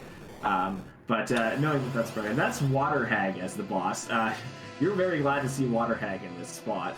This is a very fast boss spot. It has very high magic power, so things like Magus Sisters here, for example, would be extremely threatening. But we don't have to worry about any of that. We just need to punch Water Hag 3 times and the fight's over. I mean, that's better than if it was not free. In which case, you'd have to choose the HP that goes with this spot. So this is a nice reprieve from all the things that have been pretty nasty this seed. Yeah, well, I mean, this is the spot that has extremely high, like at the very top tier of physical attacks. It still can be somewhat punchy depending on who exactly shows up here. But even if it was a Beano free Water Hag, you've got the setup to be able to handle that fight here. But yeah, we've got we're through that fight. We've got the Darkness Crystal. We've got a Black Mage who can cast Warp to help accelerate us back out of this cave. And we're probably going to be going straight up to the moon from here. because what else are you going to do at this point unless you want to deal with exactly that Val, which we're still not in a position to do that right now, even if we wanted to.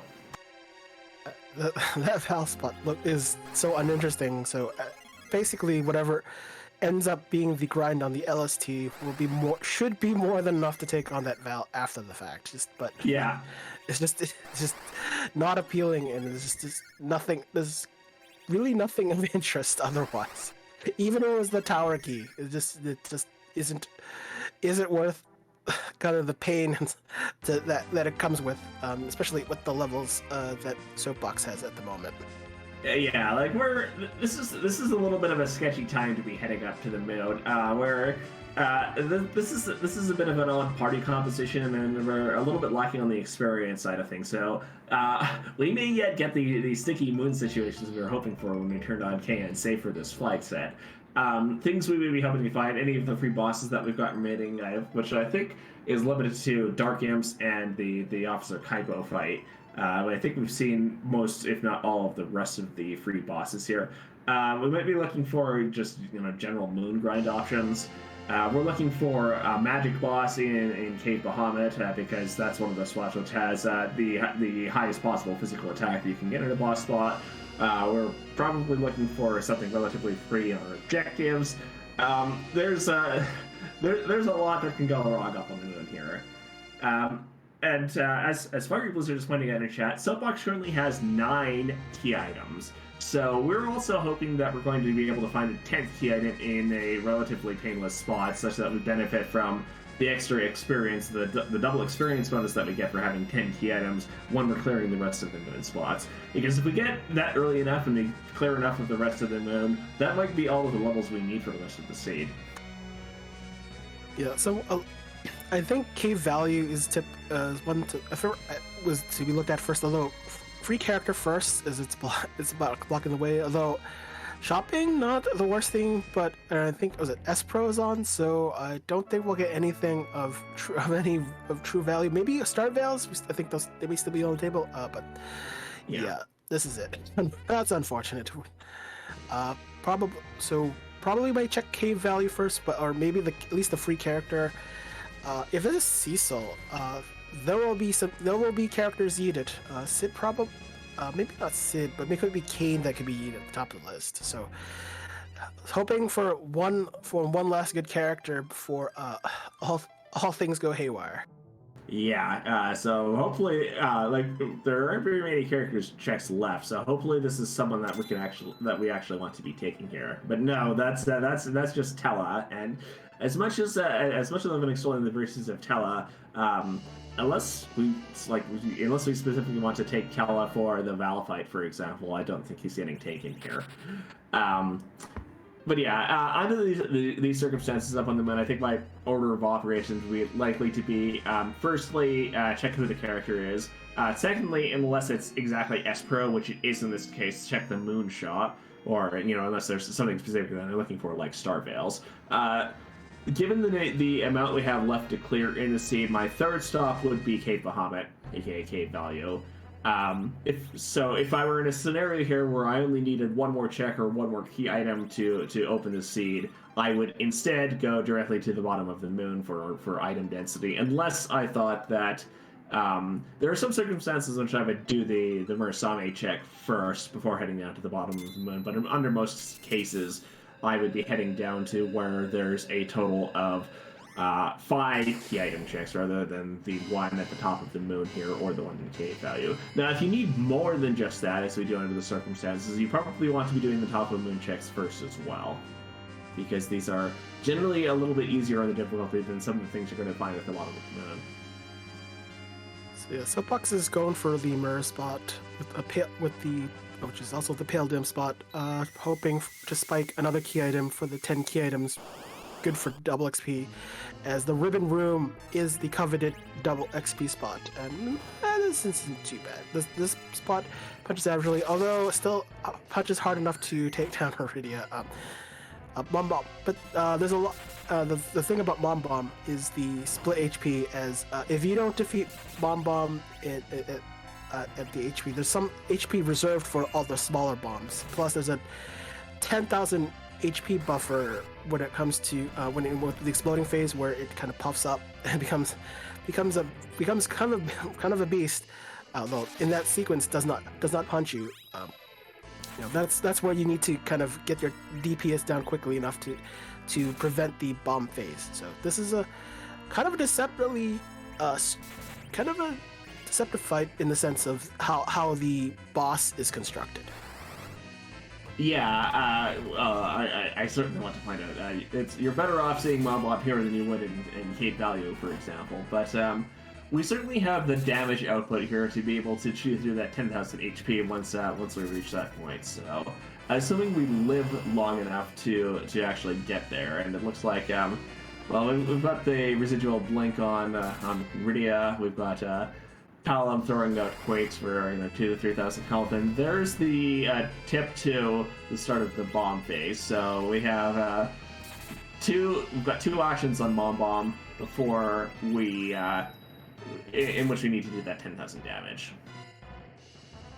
I'm not quite sure what the illusion was, because the explosion, I don't the spell power isn't that high, but still it would probably might kill out Rydia outright, but still enough damage dealt, so the bomb doesn't go off, and hey, free another key item check as soon as we decide to move. Yeah, that's an objective. That's our 10th key item. So Soapbox is very glad to have done that at this point in time, I think. Soapbox is warping back up to the first floor of the LST, and will probably be heading down to the rest of the moon at this point. There are some scenarios in which you might consider leaving the moon entirely with that rat tail in hand. Of course, since we've got another moon objective to deal with here, you're not going to be doing that, but it's something which is possible. I think, especially with that 10th key item in hand now, this is just going to be a beeline straight for the ribbon room. Yeah, that's until although there's still kind of key items that are still on the table. Like we still kind of ideally leave the cave with like the tower key and Baron key in hand at the very least, because they also they might unlock the key items that we do need, and it's kind of hard to not want to kind of full clear this place, because there's still we still need to package for an objective, so it's kind of one of those. I feel like we really should be clearing this out until we hit on all the spots, but ribbon room obviously be the first thing to do, since that is an objective, and there's two key items at that particular spot, which is kind of unique. Yeah, and we do need at least 2 more key items. We need exactly 2 of the Legend Sword, the Sand Ruby, or the package in order to be able to complete 5 objectives that we need in order to continue on to the Zeromus fight. Just to address a comment from chat, it is true that Rosa has exit at this point in time, since we've been through Zot. I believe it's there's some thought that it's slightly faster if we were continuing on to the rest of the LST to warp back up to that floor and then continue down, rather than exit out and have to go through the Crystal Palace again. So I've never measured this personally. I don't know if how accurate that is, but if you want to save before you do that, you certainly can do that. Although I would think that people who are inclined to do that wouldn't be saving at the save point that's here outside of these the White Spear and the Ribbon Room shape. But this is a Dark Elf. This is something you're certainly relatively happy to see here. This is not an overly threatening fight for this spot. Yeah, this boss fight is effectively free. There's another phase, but the reality is Dark Elf, the spells, they're not, you see the damage? It's poking at you damage. That's not, the real threat is actually the second form, and even then just punches and does a dark breath, which is fire based. So even though it looks like ice, but it's actually fire. It should be easy to take care of, and fortunately, I mean, with the kind of bosses left that are on the table, this is a nice, again a nice reprieve. Yeah, something of course I want to point out is that this is less relevant with the lack of items that we've got here and the fact that we don't have Kala in the party right now, or Fusonia for that matter. But the Dark Dragon form of Dark Elf does not have the boss bit set, and so is vulnerable to certain spells that you normally wouldn't think to use on bosses, such as Stop or Weak. Unfortunately, it's not. It's immune to instant death spells, even though it doesn't have the boss bit set. But there's a variety of things you can do to cheese the second half of the fight.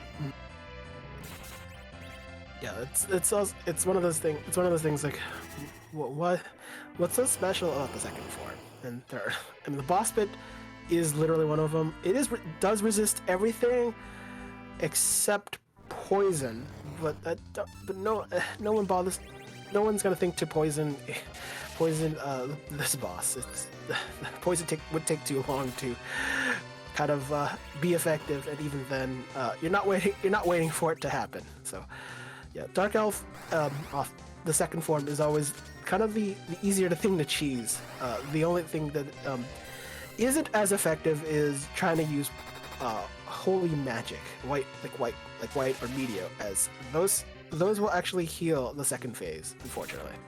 Yeah, and that's certainly something that's tripped up a few others that have been, especially dealing with the Moon Dark Elves when your characters have enough experience to actually have those spells handy. But we do see a Stop coming out relatively early into this form. Stop, the spell, does not last a huge amount of time, so we're probably going to see another action from Dark Elf Analyst to continue to cast Stop at various intervals throughout the fight, and we do see that happening. So Dark Elf will probably get a few actions intermittently, but mostly the stops that are coming out here are going to be sufficient to basically halt any progress it can make and dealing any actual damage. Also, second phase Dark Elf is a dragon, and so has the same kind of visuals as Pale Dim. Both are dragons. Both have the same weakness, so that's kind of a nice thing. By the way, while he does absorb holy magic, holy weaponry does not hold the same fate. It's still weak to holy weaponry. Kind of a unique thing in the Final Fantasy series. Weapon elemental damage is different from elemental magic damage. Alright, but that's the end of the Dark Elf, who did not, in fact, have the opportunity to do any additional actions there.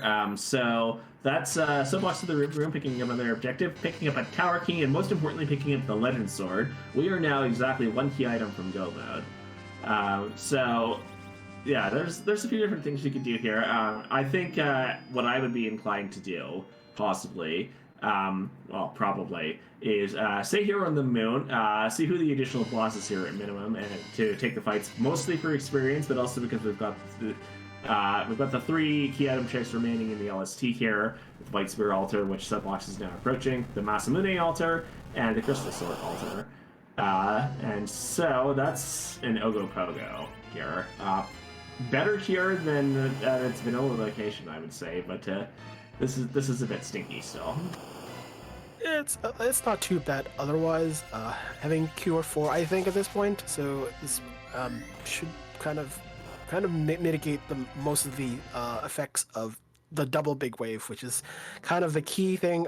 Soapbox not happy. I'm not sure exactly what happened, but that was Kane taking a punch and dying immediately. So you don't really want to continue on in that fight when your major form of damage is on the floor that early, I think. So Soapbox is just going to head down to the Masamune Altar instead and see if this is a little bit friendlier. I mean, it's always advisable to peek. I mean, we only have 2 key items that will instantly get Go Mode. I mean, we need the package or we need the Sand Ruby. So we just need one to show up, and then we're good. And this is that's Evil Wall. Of course, Ogopogo is the normal denizen of that spot and does have a fair amount of punchiness, and Evil Wall effectively acts twice as fast as other bosses in that same spot up until the crush phase kicks in. So you don't want to be taking double speed Ogo strength punches there. So Subbox just immediately resets it at that fight and is instead headed up to the Crystal Sword Altar to see what awaits us there. Evil bosses cheat. Probably the biggest cheater, because one of the thing of we kind of referenced Senator Crocodile with the double punching. The double punch is a form of chain, and one of the things that Evil does is chain. So it moves up and then punches. That's the way it is. And this is a simple fight. Just needs to berserk someone and then call it a day on Paledem. Doesn't matter how much Paledem has. It won't be too long for this world. Yeah. Sorry, I had to get that in there. But yeah, this is the Crystal Sword Altar is normally occupied by Wyvern, who of course is primarily a magic dominant boss. Paledem, unless you happen to use certain spells on it, will not cast spells. It has a variety of magical counters, but if you're using primarily non-elemental spells like Virus or Quake here, well, then you're never going to see those magic counters. So the only counter you're going to see is this counter to physical attacks, which is slow, which is it's fairly well known in the community, we'll say. The other thing is not to use summons, as Paledem counters with Quake. Not the spell Quake, but it's the monster version of Quake, and kind of not want to use float. You can use float if you're preparing to use a summon. Because then it renders Quake harmless. But it's just one of those things where Paledem, doesn't like most magic, but with the magic you use, which is essentially non-elemental magic, it's a great time. Yeah, there are certain niche situations in which you want to prepare your party to use summons on Paledem. Usually, if you've got a preponderance of Ordeals or some other reason that you don't have much in the way of other attack power, in which case you do, float your party, you bring out your Leviathan summons, you bring out your Bahamut summons, and you just laugh at the Quakes as you're floating above them. But it's not very often that you're going to be in a position to actually want to do that. Especially in this particular spot, Paledem only has 21,000 HP in this exact spot, so we're going to be putting out damage quickly enough that the fight is already over. And there it goes, hoping for a key item. I mean, the key item that we do want. It's only two. It's only two. Please. And that's one of them. That's the Sand Ruby. That is officially go mode for Soapbox. We just need to take that Sand Ruby, turn it in, take the Legend Sword and the Adamant Rock and get them forged, and then in principle, we're ready to fight Zeromus. Now, I would say this party isn't necessarily in a position where we actually do want to fight Zeromus. It's certainly possible. It just might be a little bit on the sketchy side. The alternative is to fight the rest, but that doesn't seem that appealing. Although, it's always an option. And we're shopping, or are we going to Cave Valley?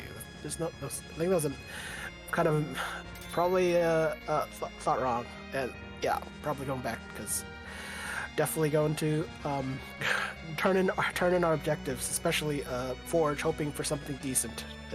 Yeah, well, I think in this case, I would be inclined to Forge sooner rather than later, because I specifically want to see if we've got any of those tier 5 items in the Forge shop, especially Sirens, because that would change how the rest of the seed plays out. Yeah, we kind of want to grind. Our mages are kind of in the position, not in the ideal position. Most mages kind of end up at level. You want them to end up at level 52 or so, Rydia 50. Although getting to Rydia's 50 is much harder to get than everyone else's 52. Rosa at 48. And because you get access to the strongest spells in their arsenal, which is essentially white or nuke for white mage or black mage respectively. So those are the spells that make Z fights faster. Not required, obviously, but if you're near close to those levels, then probably maybe worth getting it. Otherwise, you can still survive with lower levels. It's fine. Yeah. So interestingly enough, Soapbox took on the way down to the Forge. Actually stopped in Mysidia for a moment to take to pick up one of the Tellas and replace Sid with one of those Tellas. And here's our Forge shop. We have Bacchus One and we have Hourglass 2s. Which would, in principle, predispose us towards a more Zerker-oriented Zeromus fight, but that does require that we actually have the physical power to be able to do that. The forge item is a Nirvana staff, which that is Forum. yeah. Forum's ultimate weapon, which unfortunately has been needed much earlier seed and doesn't have the levels. Won't have the levels to do anything with it. So well, hey, you know who else can wield the Nirvana staff? That's in the party right now. Yeah, it's one of the weapons for Tella as well. Funnily enough, that may not prove to be particularly relevant, but it's we do at least have someone in principle who can use it right now. Let the old man hit things? Is that no? That's us. Yeah, let Tella slate through things. He's done enough that scene. What do you mean he hasn't done anything this scene so far? But yeah, so Soapbox is on his way to turn into Sand Ruby. Hopefully, this is one of the remaining characters that we actually want to see here. Yeah, ideally, it would be. There it is. Yeah. Okay. There it is. That's the Cecil we've been looking for the entire seed.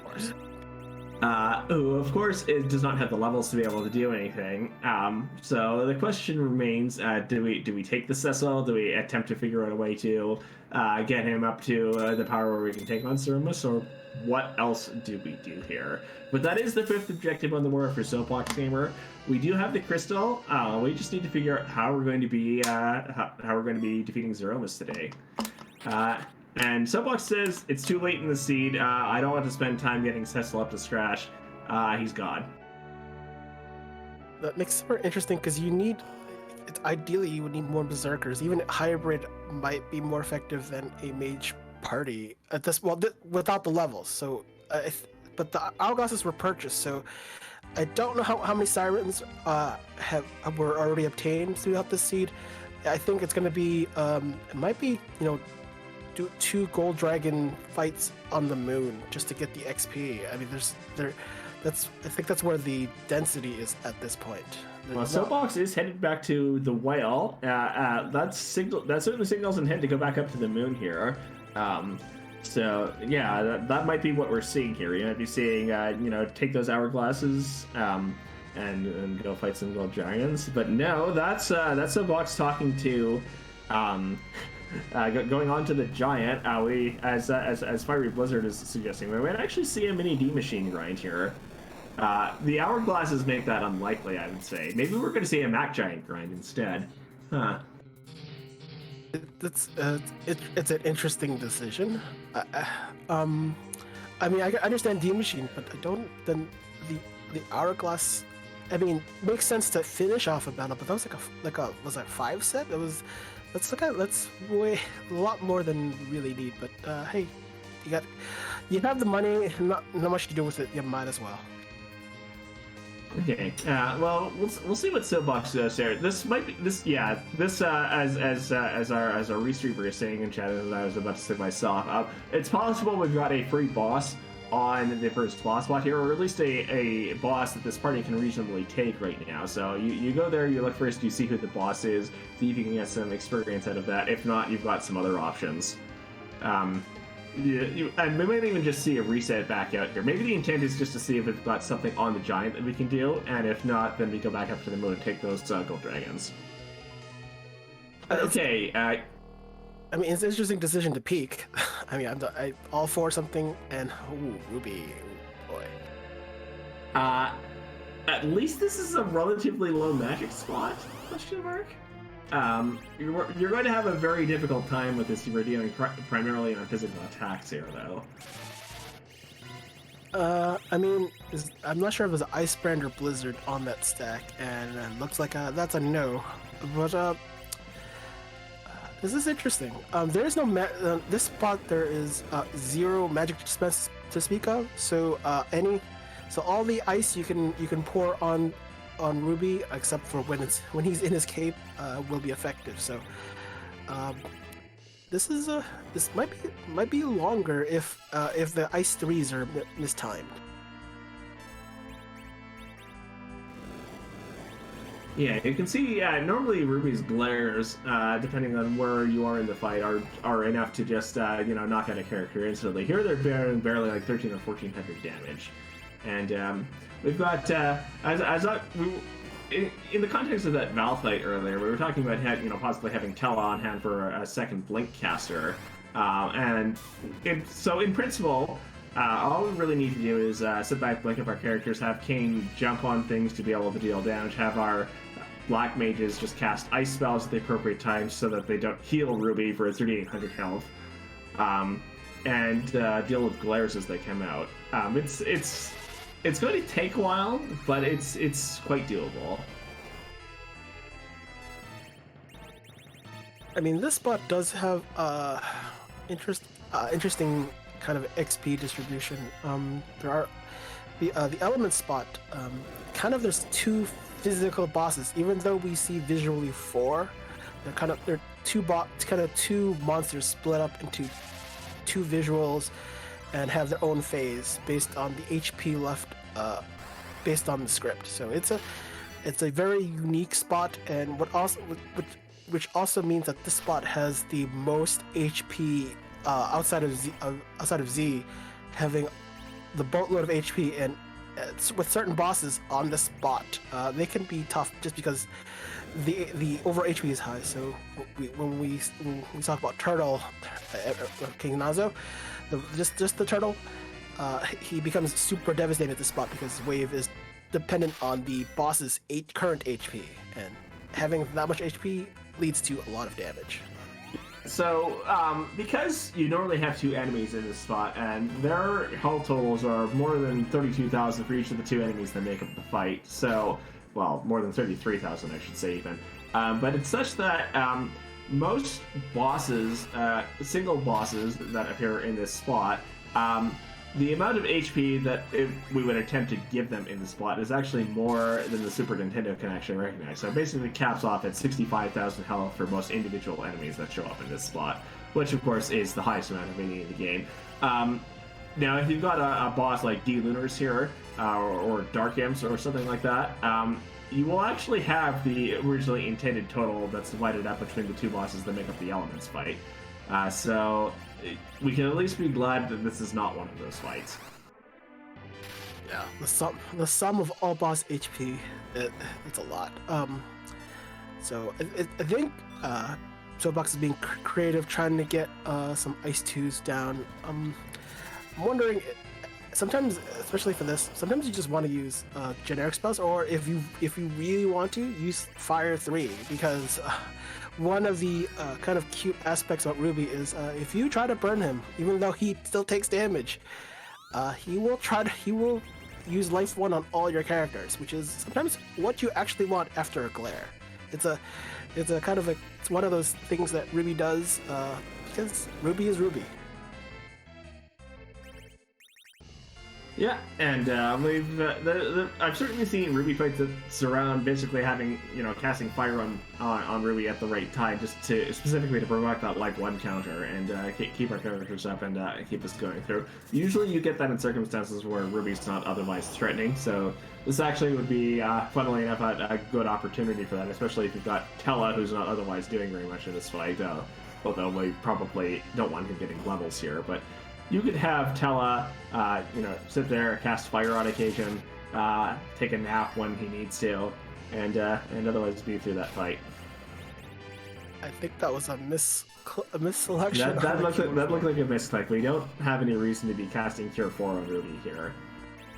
I mean, there are strats that sometimes involve using it, but usually on like D-Lunars or Mylon Z. Yeah, so. Like, even the Elements Smilon Z, he's still undead too there, so this is just regular Ruby, so it's it happens. Yeah, this is relatively stable. I mean, we have Tella taking a nap. Well, he's back up and going now, but assuming we get those blinks back up at some point, there isn't very much that Ruby can do to really threaten this party, and assuming we're not trying to start physically attacking him or something. Physically attacking him, at least with this spot, it's a very low magic spot, so the Fire 2 counter isn't bad, but at other spots where if this Ruby fight was at the CPU spot, I would pay more attention to the damage returned, because unless you have everyone with like Protect Rings or Dragoon gear or something like that, you're going to have a bad time. Yeah, like there's I mean, in this specific spot, the only thing you have to worry about physical attacks is you probably don't want to berserk someone here because you're going to be wasting a lot of time taking those fire 2 counters, even if they're not doing very much otherwise. Sort of like how you don't want to berserk against D-Mist and waste all of the time during its mist phase with the cult mist counters. Yeah, those times are fun. When it's like, oh no, he's still swinging. Still not the time. Why can't nobody listen? Yeah, there's time and place for berserking. Demisted elements is not that time. I have learned that the hard way before. But yeah. So there are some very interesting other strats you can do with Ruby depending on where you show up. I think the favorite thing that I've seen or done recently involving a Ruby fighter had Ruby in the. Well, actually, the fight's over now, but I'll continue telling the story because we're gonna have a bit of time through the crumble and before Soapbox gets to the next fight, so he chooses to do that. Ruby was in Baron Basement. Odin's spot was an objective for the seed. We had, at the time you were likely to take him, the main characters that you had to work with were Rosa and Cecil, and not very much else. So what ended up working for that was we had a curse ring and we had a Dragoon shield available. So anchor with Cecil, give him the curse ring and the Dragoon shield, let Rosa berserk him, and you literally cannot lose the fight because the curse ring Dragoon shield absorbs the glares and the fire counters, and Ruby can't physically hit Cecil hard enough for him to be able to deal enough damage. It took a while, but it was with what we had available at the time, it was the best way to get through that fight. I find that like cursed ring, we haven't found one in the seed, but cursed ring is invaluable. You combine it with any piece of Dragoon armor other than the ring slot, Dragoon gauntlet. Don't bother because they're sharing the same spot. You see it on Sid. It's funny when the glare heals up Sid. Perfect, the quad 9s. It's hilarious when you see that happen. And we can't knock this Karate Man back to shape, so we're gonna have to do it the hard way. Yeah, Karate. If you've got Paladin Cecil on hand, then you can end the fight instantly. Well, not quite instantly. After Young's second punch, but starting immediately after the second punch, just before the second kick, you can just attack with use the fight command, attack with Paladin Cecil, and you see a message box saying "ouch," and then the fight just ends. Unfortunately, we do not take that Cecil, so we can't do that here. So how about that Cecil? I think it's still not too bad. This spot has something along like a little bit more than 30,000 HP, so it's not too hard to get through. But for our mages who don't have armor, and especially when you start with C naked, they take the bulk of the damage. So characters like Tella usually take the earliest of naps, and Kick does actually get affected by armor quite a bit. It's not like Darkwave. It's Kick does follow some rules, and especially with the swinging of the weapon, which is not kind of in vanilla, but it's kind of the vanilla effect is supposed to actually swing if there was a DKC on your team, and that never happens in vanilla. So here it's used for this particular purpose. It's we've unlocked the Karate Man. Yeah. So it was pointed out in the chat. Had we taken that Cecil from the Sand Ruby, because he would have started off at level 1, he would have gotten double the experience from that first fight, getting a 400,000 experience immediately because of So there's a mechanic in Free Enterprise called slingshotting, where if you've got a party member who is 5 or more levels below the median party level at the time that a fight completes, they get double the experience from that fight. This is most often used in conjunction with, say, D-Machine grinds, but for single large experience fights like the 2 spots in the Giant, it's a significant bonus. Yeah, so one of the things you want to kind of want to take advantage of, especially, I mean, that's usually generally available. Of course, you can turn it off if you wish when you roll a seed. That's definitely an option. We're always one of more kind of helps a lot for catching, allowing a character, who just especially at base level, catching up. And has been, and yeah, as I said before, used in D machine grinds. There are plenty of other grinds.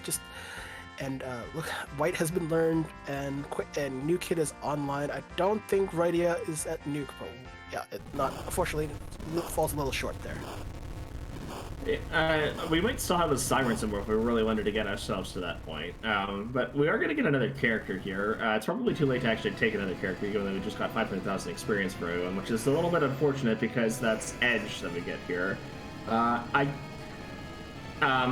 mean, we're in go mode. We want to go fight Zeromus as soon as possible. If we absolutely positively needed some other means of grinding, we could take that Edge and have him go steal sirens. I don't think we're going to see that, but it's an option that we could do. Yeah, I don't think J items are removed from the steel tables, so that should help. But yeah, we're not doing second grind is kind of not ideal unless you really want second grind, because sometimes it's a Cecil and you have Burr and you kind of want to catch them up as quickly as possible to be reasonably effective. Don't need max levels, but just enough levels to do Burr things. Okay, that's not the direction of Troya. Soapbox is landing outside Baron Castle. Okay, takes back off again. What is Soapbox planning on doing here? Probably trying to get the airship, I think. That's just finding the airship, because landing spots at Troya is very difficult.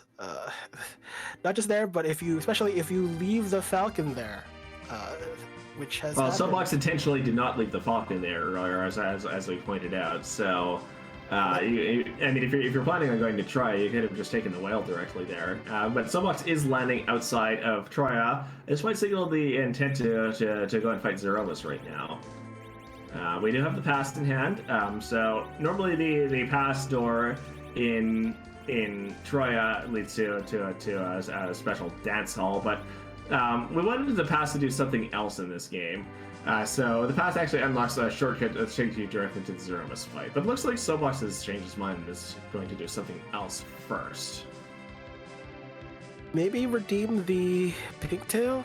I'm not sure if there's the either tail was turned in for anything, so that might be worth doing.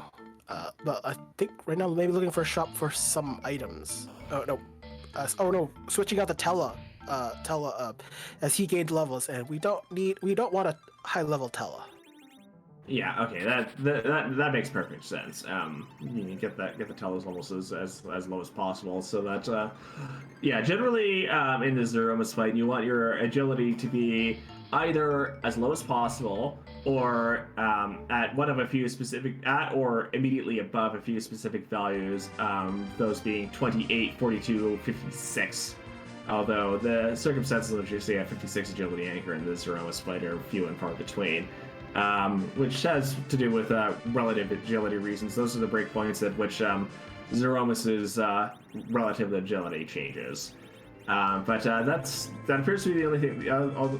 The only other thing that Soapbox wanted to do has landed back outside Troya, and in just a few months, I think we'll see the pass turn in, and Soapbox is just taking a few months to get his inventory organized for the upcoming Zeromus fight. Yeah, probably want to put key item uses at the top, like cure 2, cure 3 potions. They're even heal potions occasionally, because once in a while you might have a use for them. Although I don't think we're using any sort of item strats for like an Eddie strat. Yeah, this is the party composition you would want for that. But so. As Soapbox takes a shortcut up to the Zeromus fight, they want to specifically call out. So we like randomizing things, and this is a randomizer, as you might imagine. We can't exactly move Zeromus to another boss spot as much as I want to see Zeromus and Atline every now and again. So instead, we take the opportunity to randomize Zeromus's appearance for this boss fight. So currently sitting at, I think we're at above 600 Zeromus sprites now, which is something that our community leader and sprite artist Skullkitty would be able to answer for us. But of course, since we've got a nice costume for Zeromus to show us today, that leads us to a question we're like asking at this particular point in the siege before we start the fight. Deathlike, do you want to ask that question tonight? Yeah, sure. Whose butt are we going to kick tonight? And of course, yeah, with plenty of other side questions, like does it have a hat? Does it have a butt? Oh yeah. There's plenty of questions need to be answered because it's a Z fight. Is the hat cute? What instrument will it play tonight? And can it help you with your taxes? That's just especially relevant at this time of year. But yeah, here we go. The crystal's been thrown, the Zeromus is transforming, and who have we got? So yes, it has a hat, and I think the hat is cute too. But here we go. The first action other than throwing the crystal is to put up a star veil. The second action is to attempt to throw a silk web, which is a little bit too early in the fight. There is a small delay before, immediately after throwing the crystal, before Zeromus has the opportunity to take a turn and unset its immunity to everything. So that silk web came out too soon to actually be used for the immunity. That nuke, which was reflected, was not too soon. So you might be asking why. Well, there's the obvious reason to use a silk web to slow down Zeromus, but you might be asking why we're throwing the crystal again here, which pulls out this counter nuke. The answer to that is something that you're going to see in the immediately following Big Bang. As it happens, if you trigger one of those counter nukes at specific timings during the fight, the first interval in which this is possible is simple enough. It's any time before the first Big Bang comes out, assuming that Z is vulnerable at that time. But it will significantly reduce the amount of damage that Zeromus gives in that Big Bang. So from like 2200 or 2400 on average to like 800 or 900 damage on average. We call this nerfing the Big Bang, and the timing for it throughout the rest of the fight is a little bit peculiar. Basically, the way that I like explaining it is the way Zeromus handles Big Bangs throughout the rest of the fight is you see the shake, and then there's an invisible action that Zeromus takes between the two, which is not really an action so much as it's queuing its next action. But between that queuing of the Big Bang and when it goes off is when you trigger the counter nuke in order to nerf the subsequent Big Bang. Yeah, so one of the things that happens as part of the sequence is throws it going down. There's a moment where the moment after the shake, there's kind of a setting of the spell power for Z, and that determines how strong Big Bang is. And when you nerf it properly, which is basically by using any spell. Oh, that was not nerfed. The power of Big Bang gets set to the power of what the counter nuke would normally be, and the spell multiplier for counter nuke is like a 4, and that's half of more or less than half of what the full Big Bang, which is like I think a spell multiplier of 9. Yeah, depending on when exactly in the fight it takes place, it's either 8 or 9. I believe it varies between the two, except for the initial ones, which are always 8 and followed by 8. So yeah, you want to for safety reasons, for terms of levels, HP wants ideally becomes around like 2400, 2700 to just kind of to outright survive it. But when you're at a lower level, which is usually what most of the mages happen to be, you want to try to get the nerf so that they'll have a chance of surviving. So if you're gonna at least take about half the damage, small multiplier 4, you need to reach at least 1200 HP, which all of our characters have. But even so, if you mistime the counter nuke time, the spell you apply onto Z to generate the nuke, if it's at the wrong time, you kind of saw what happened there. Yeah, the timing is a little bit tricky to deal with, especially if you're not dealing primarily with a berserker party, which if you've got frequent attacks coming out from berserkers, it's very easy to see what the turn order is and when exactly you have that window to throw the crystal to nerf the Big Bang. If you're dealing primarily with reflected spells, sir, it's considerably more difficult to time. So other things that might potentially be relevant in Zeromus fights for that example, of course, the general guideline that I've seen for if you want to survive with your average berserker party is to make sure that everyone has at least 2200 health. You want to be completely certain that you're going to be surviving unnerved Big Bangs. You of course need that higher threshold of 2400 or 2700. But if you're dealing enough damage, you're never going to see a 9 multiplier Big Bang anyway, so that's not as threatening as it's going to be. And it's quite rare that you see more than 2200 damage on the 8 multiplier Big Bangs. Not unheard of, but still possible. Now, if you're very good at nerfing, or you are going to have a hard time getting a party with more than 1200 health going into the Zeromus fight, there's a variety of strategies that you can use for the Zeromus fight, which are collectively referred to as 1200 strats, for, of course, the amount of HP you need to survive under Big Bang on most occasions. Those revolve around dealing damage to Zeromus solely through triggering the counter nukes and having them reflect off party members as the main means of damage for the fight. Closely related is what's known as Fu and Friends, where if you have a Fusoyo with nuke, you can have him throw those nukes and, reflect those nukes to do additional damage so that you're not relying solely on Zeromus' own counter nukes to do damage, as that's quite slow. That, of course, is more or less a combination of the conventional reflect strats and the 1200 strats.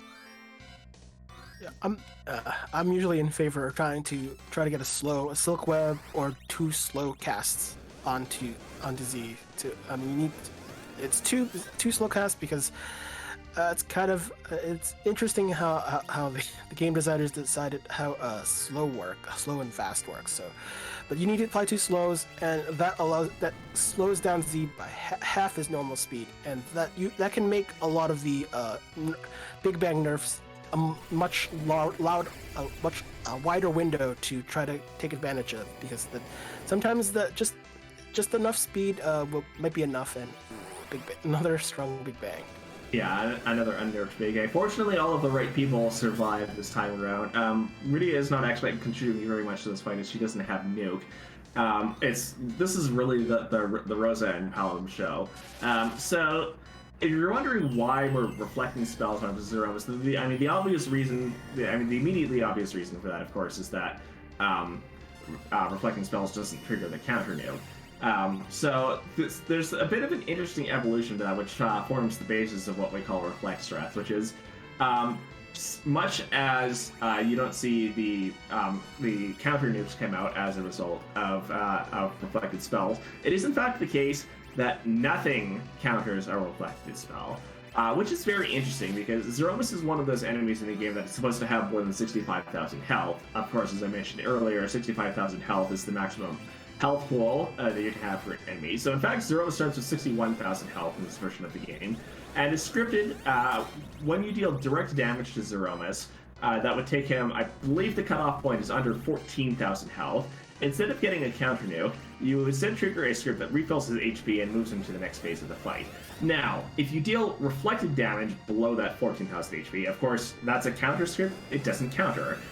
Therefore, you only need to deal 61,000 health to Zeromus purely reflected damage. Well, technically you can do direct damage up to 45,000 of that 61,000 health, but if you do only reflected damage below that 14,000 HP, you don't need to do the second phase of the fight. You just end the fight immediately. Yeah, I mean, there are potential for bugs when it comes to reflect, and I mean, they've been corrected in a lot of the later Final Fantasy IV ports, but the reality is, it's kind of a feature not just specific to Z, but also affects particularly the elements boss fight as well. So it does have a particular use, and just not wanting to trigger a React script is kind of a powerful thing, there's this is getting a little dicey at this moment, a little bit. Well, we've got Rydia, we've got the Ashura Summon, we've got apart from the Rosa who can cast Cure Force at will here, more or less, we do have Rydia and the Ashura Summon, which I like to refer to as 2/3 of a white mage, because you've got a 1/3 chance of Cure 3, you've got a 1/3 chance of Cure 4, and a 1/3 chance of Life 1, which is not going to do very much in this fight. But that's a Cure 3 coming out, I believe. So everyone's back at full health now. So we're in a position to just continue reflecting spells off of Kane here. Yeah, Azure is when you don't have a white mage and Rydia is effectively your white mage. A Heron Robe does not actually hamper her as even though we associate healing with white magic, which means willpower stat. Azura is a summon. As summons are powered by the wisdom stat, and with her Azura's spell power is pretty incredible and ignores the cost of split, like when you see the kind of effect like you see it in Quake. So, and we should be near. It's over, I think. But that's it. That's the nuke box is staying on the screen. That's the crack boom. Soapbox Gamer has defeated Zeromus and, in fact, has completed the race in first place with a finishing time of 2 hours, 22 minutes, and 16 seconds. GG's to Soapbox, and we're going to see if we can get Soapbox Gamer in here for a well-deserved interview. GG's to Soapbox Gamer for toughing this out. The seed had some jokes.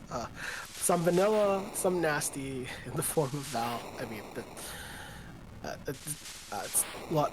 sometimes it's a lot of work just for some seeds. I mean, not all seeds are equal. Some are jet seeds, some are tougher seeds than average. So yeah, I mean, here we were joking at the beginning of the seed that, well, not the beginning of the seed, but the moment that Hook turned up, we were saying this might not be very unsafe after all, and when the Hook road turned out to be relatively free, we kept saying, and then Val turned up, and then Odin turned up, and a bunch of other nasty bosses turned up, and it was more than an hour before any key items turned up in the seed that we actually needed to complete things. But we're here, we're done, we're through.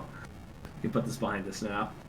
Yeah, when you, especially with the K unsafe, the moon unfortunately is less likely to be haunted, so, and it was fully required. Moon has many things, but there are some free fights on the moon, so just kind of you can always fade certain moon spots, and looks like Soapbox Gamers joined us. GG Soapbox.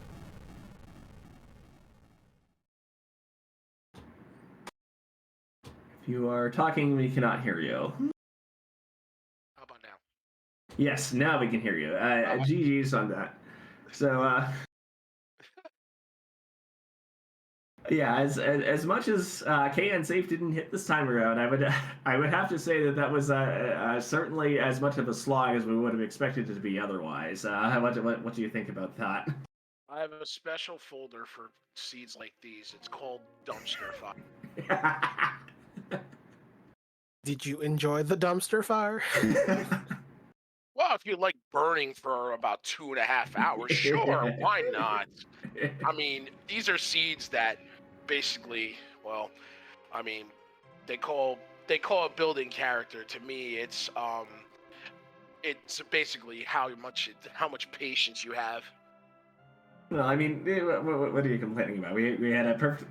I mean, K and Safe didn't hit. You had a relatively free hook route, and I mean, what do you mean? It was more than an hour before you added any relevant key items to the scene. What do you mean? You have a Val and an Odin to deal with in the Feymarch, right? Part of me was happy I never even looked at the Feymarch the first time, because if I went down there, I would have been angry immediately. Yeah, we were wondering about that. Like you went down into the Feymarch and you intentionally faded that check the first time you were there, and we were wondering why that might be the case. And we actually specifically did say that had you seen those then, you might have faded those for a lot longer. Yeah,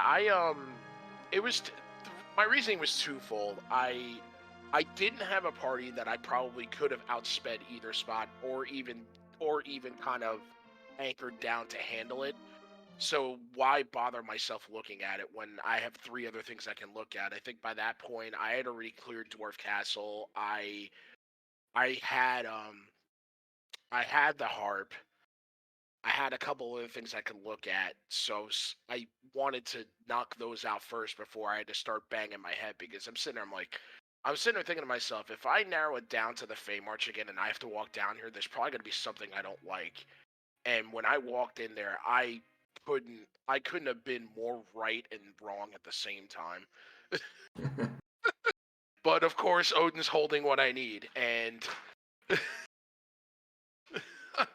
oh man, that was rough.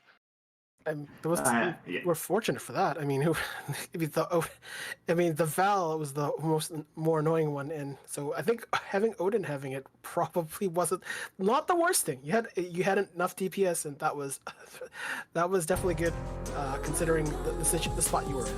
I felt a lot better about it because if I walked down there the first time, I didn't have at least lit 2 to even start. I couldn't even begin the conversation, so I felt better about fading it for that point, but I still didn't feel good about the fact I had to go back down there and actually look at it. And then, of course, seeing how free the seal cave was, I'm kicking myself thinking, I definitely have to be finishing last. I mean, as we just saw on the credits rolls, our viewers can't see, that tower key that you also picked up in the river room actually led to the Mega Sisters who had the package. So, in fact, unless you want that pass specifically, you do not need to do the Odin fight at all. Oh, damn. Well, at least I know. Honestly, the Odin fight, once I got it together, because, he sniped all the characters I needed to go first, but once I got it together, it felt pretty smooth, so I was actually happy about that. But it's a very sketchy fight, even with unless you've got a vastly overpowered party, that Odin is going to give you a lot of trouble no matter where he is in the Kmart. So kudos to you for getting through that in style. Yeah, Odin just likes to hang around anytime I'm on restream, it seems, whether it's in the mass altar, where it's down there. It just picks a fun spot for me to try to figure it out, which is kind of hilarious. But I mean, other than that, wow, what an adventure, to be quite honest. I mean, yeah, it was just like what felt like a slow start. I mean, you had like maybe at least an hour in before getting a key item for just to complete one objective. That was the other thing that startled me. We got past the 1 hour mark, and I have 5-6 key items and nothing done. And I'm scratching my head thinking, did I do something wrong? Did I miss something? Is there something stupid I didn't do? By the way, shout outs to Cubs for rolling this, considering he left Demas right where he actually lives. But even the easy ones, because I'm sitting there before I tried to hit the hook right, I was like, well, let me check the cave, see if he's living there, and he's there. So it's a free item, which luckily was the pan, so I had an extra check anyway. But all the smart decisions were still rough ones. I had one last question for you, but I want to make sure, Deathlike, that you've had the opportunity to ask all of the questions that you wanted to ask before I asked that last question. No, I'm pretty satisfied, unless there's something that, in the seed that you wanted to other mention. I mean, there were just so many things.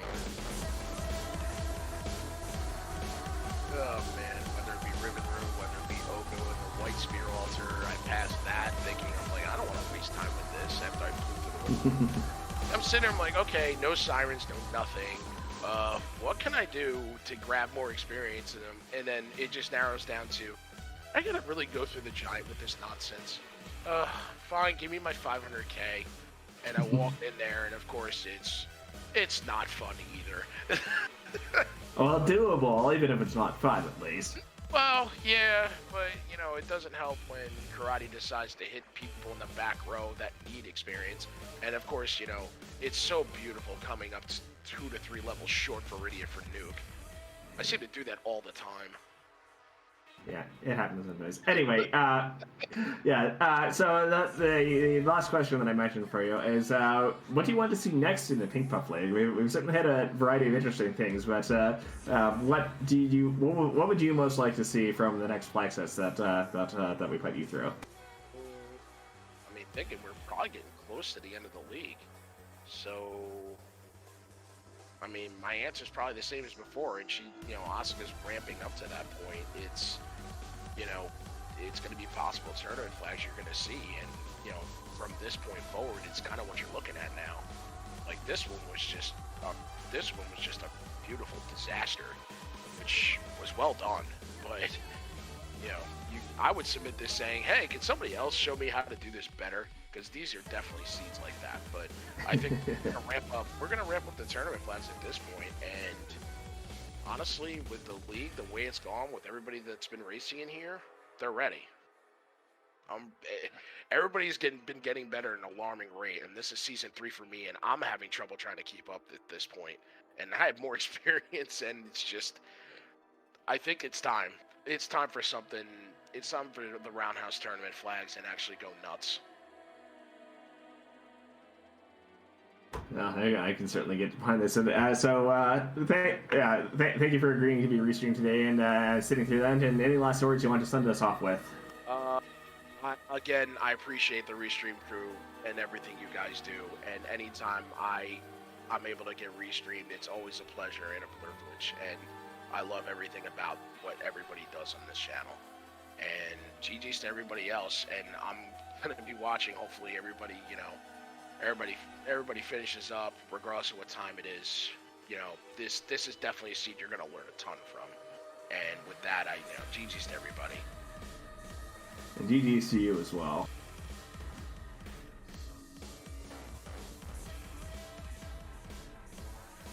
GG's again to Soapbox. I think we're going to we're sending you all off to GDQ to, I think there's a co-op run with Antara and Grey Goo Girl.